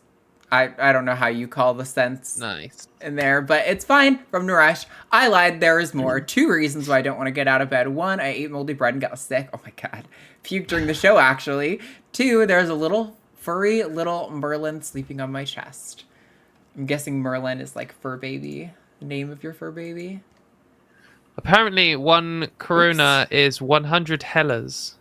I said this one, but there's no money. It's from Dylan. Wait, something's wrong. I think I went to add a super chat to the thing, and it must have updated, and then I accidentally sent Dylan's. Yes, I see the one that I Dylan missed. gets a bonus comment. Thanks, Dylan, for participating in the chat. Here we go. This is what's supposed to be up here. €5 from Christians Against Dinosaurs. A trans T-Rex walks into an ark. I also read that as Trex the first time. Yeah. Trans Trex.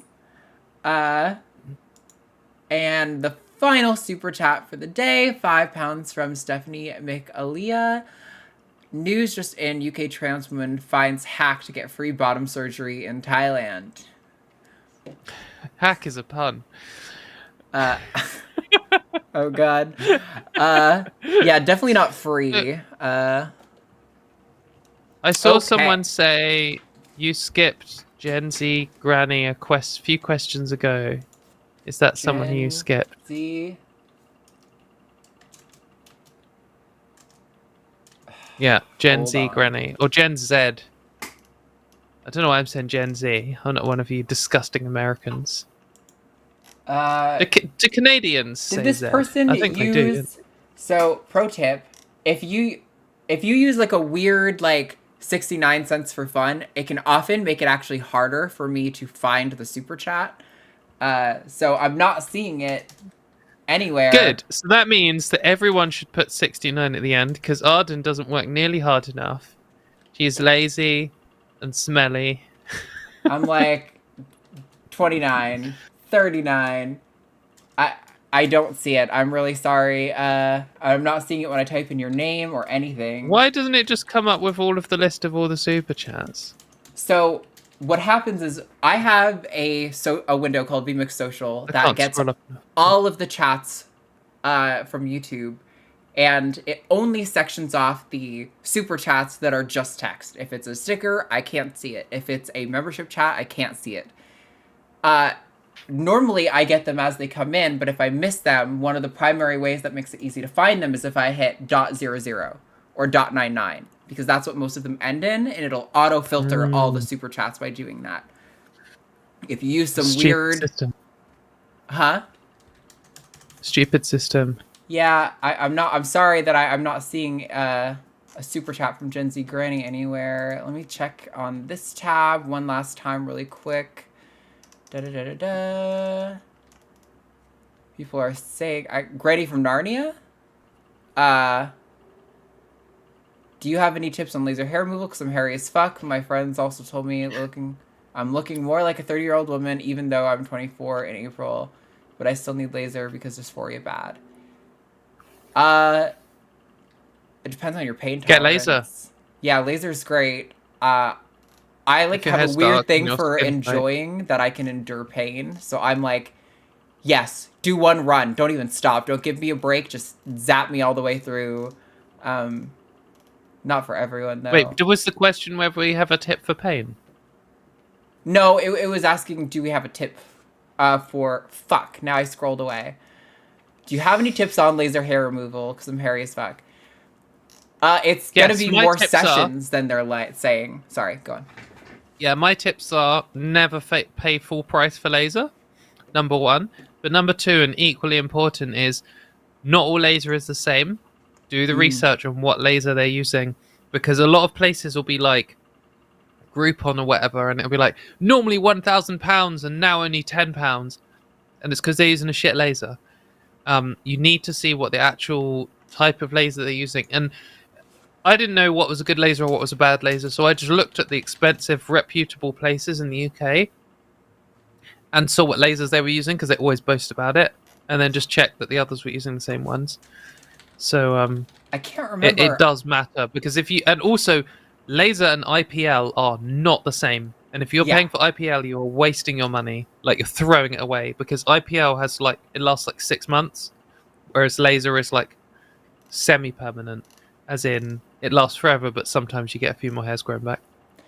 Yeah, I can't remember. I've said before the exact model. Oh, it's the Candela, I think, is the brand. I don't know if I remember the exact model. I've said it before on air, but this, like, 2 years ago or more. Because I remember somebody specifically said they found a place with that laser after we recommended it. Anyway, one more super chat came in from Jotun's daughter, €5. As for genital paperwork, they did ask for length. Oh my god. Actually may be relevant there, but anyway, we have to wrap up. Thank you guys so much for watching. Thank you to Dylan and Cookies and Stephanie, and to Jess for call screening. Thank you guys so much for helping us manage the show. We know it can be difficult, and sometimes we get chatters who talk back or want to get on the line instantly, and maybe they're a little sassy and chat about it. You guys are doing great, and we appreciate your work. Thank you to everyone watching, and we'll be back next week with myself and Luxander. Anything you want to add, Katie? These coated chickpeas are quite nice. I love chickpeas. Recommend them. Yeah? Cool. Bye! They're not technically chicks, and they're not technically peas, so... Bye, nerds! Yeah, they're garbanzo beans. Garbanzo! Get your name on the list! Give us money so you can have your name on the special name list. Thank you, everyone. Goodbye.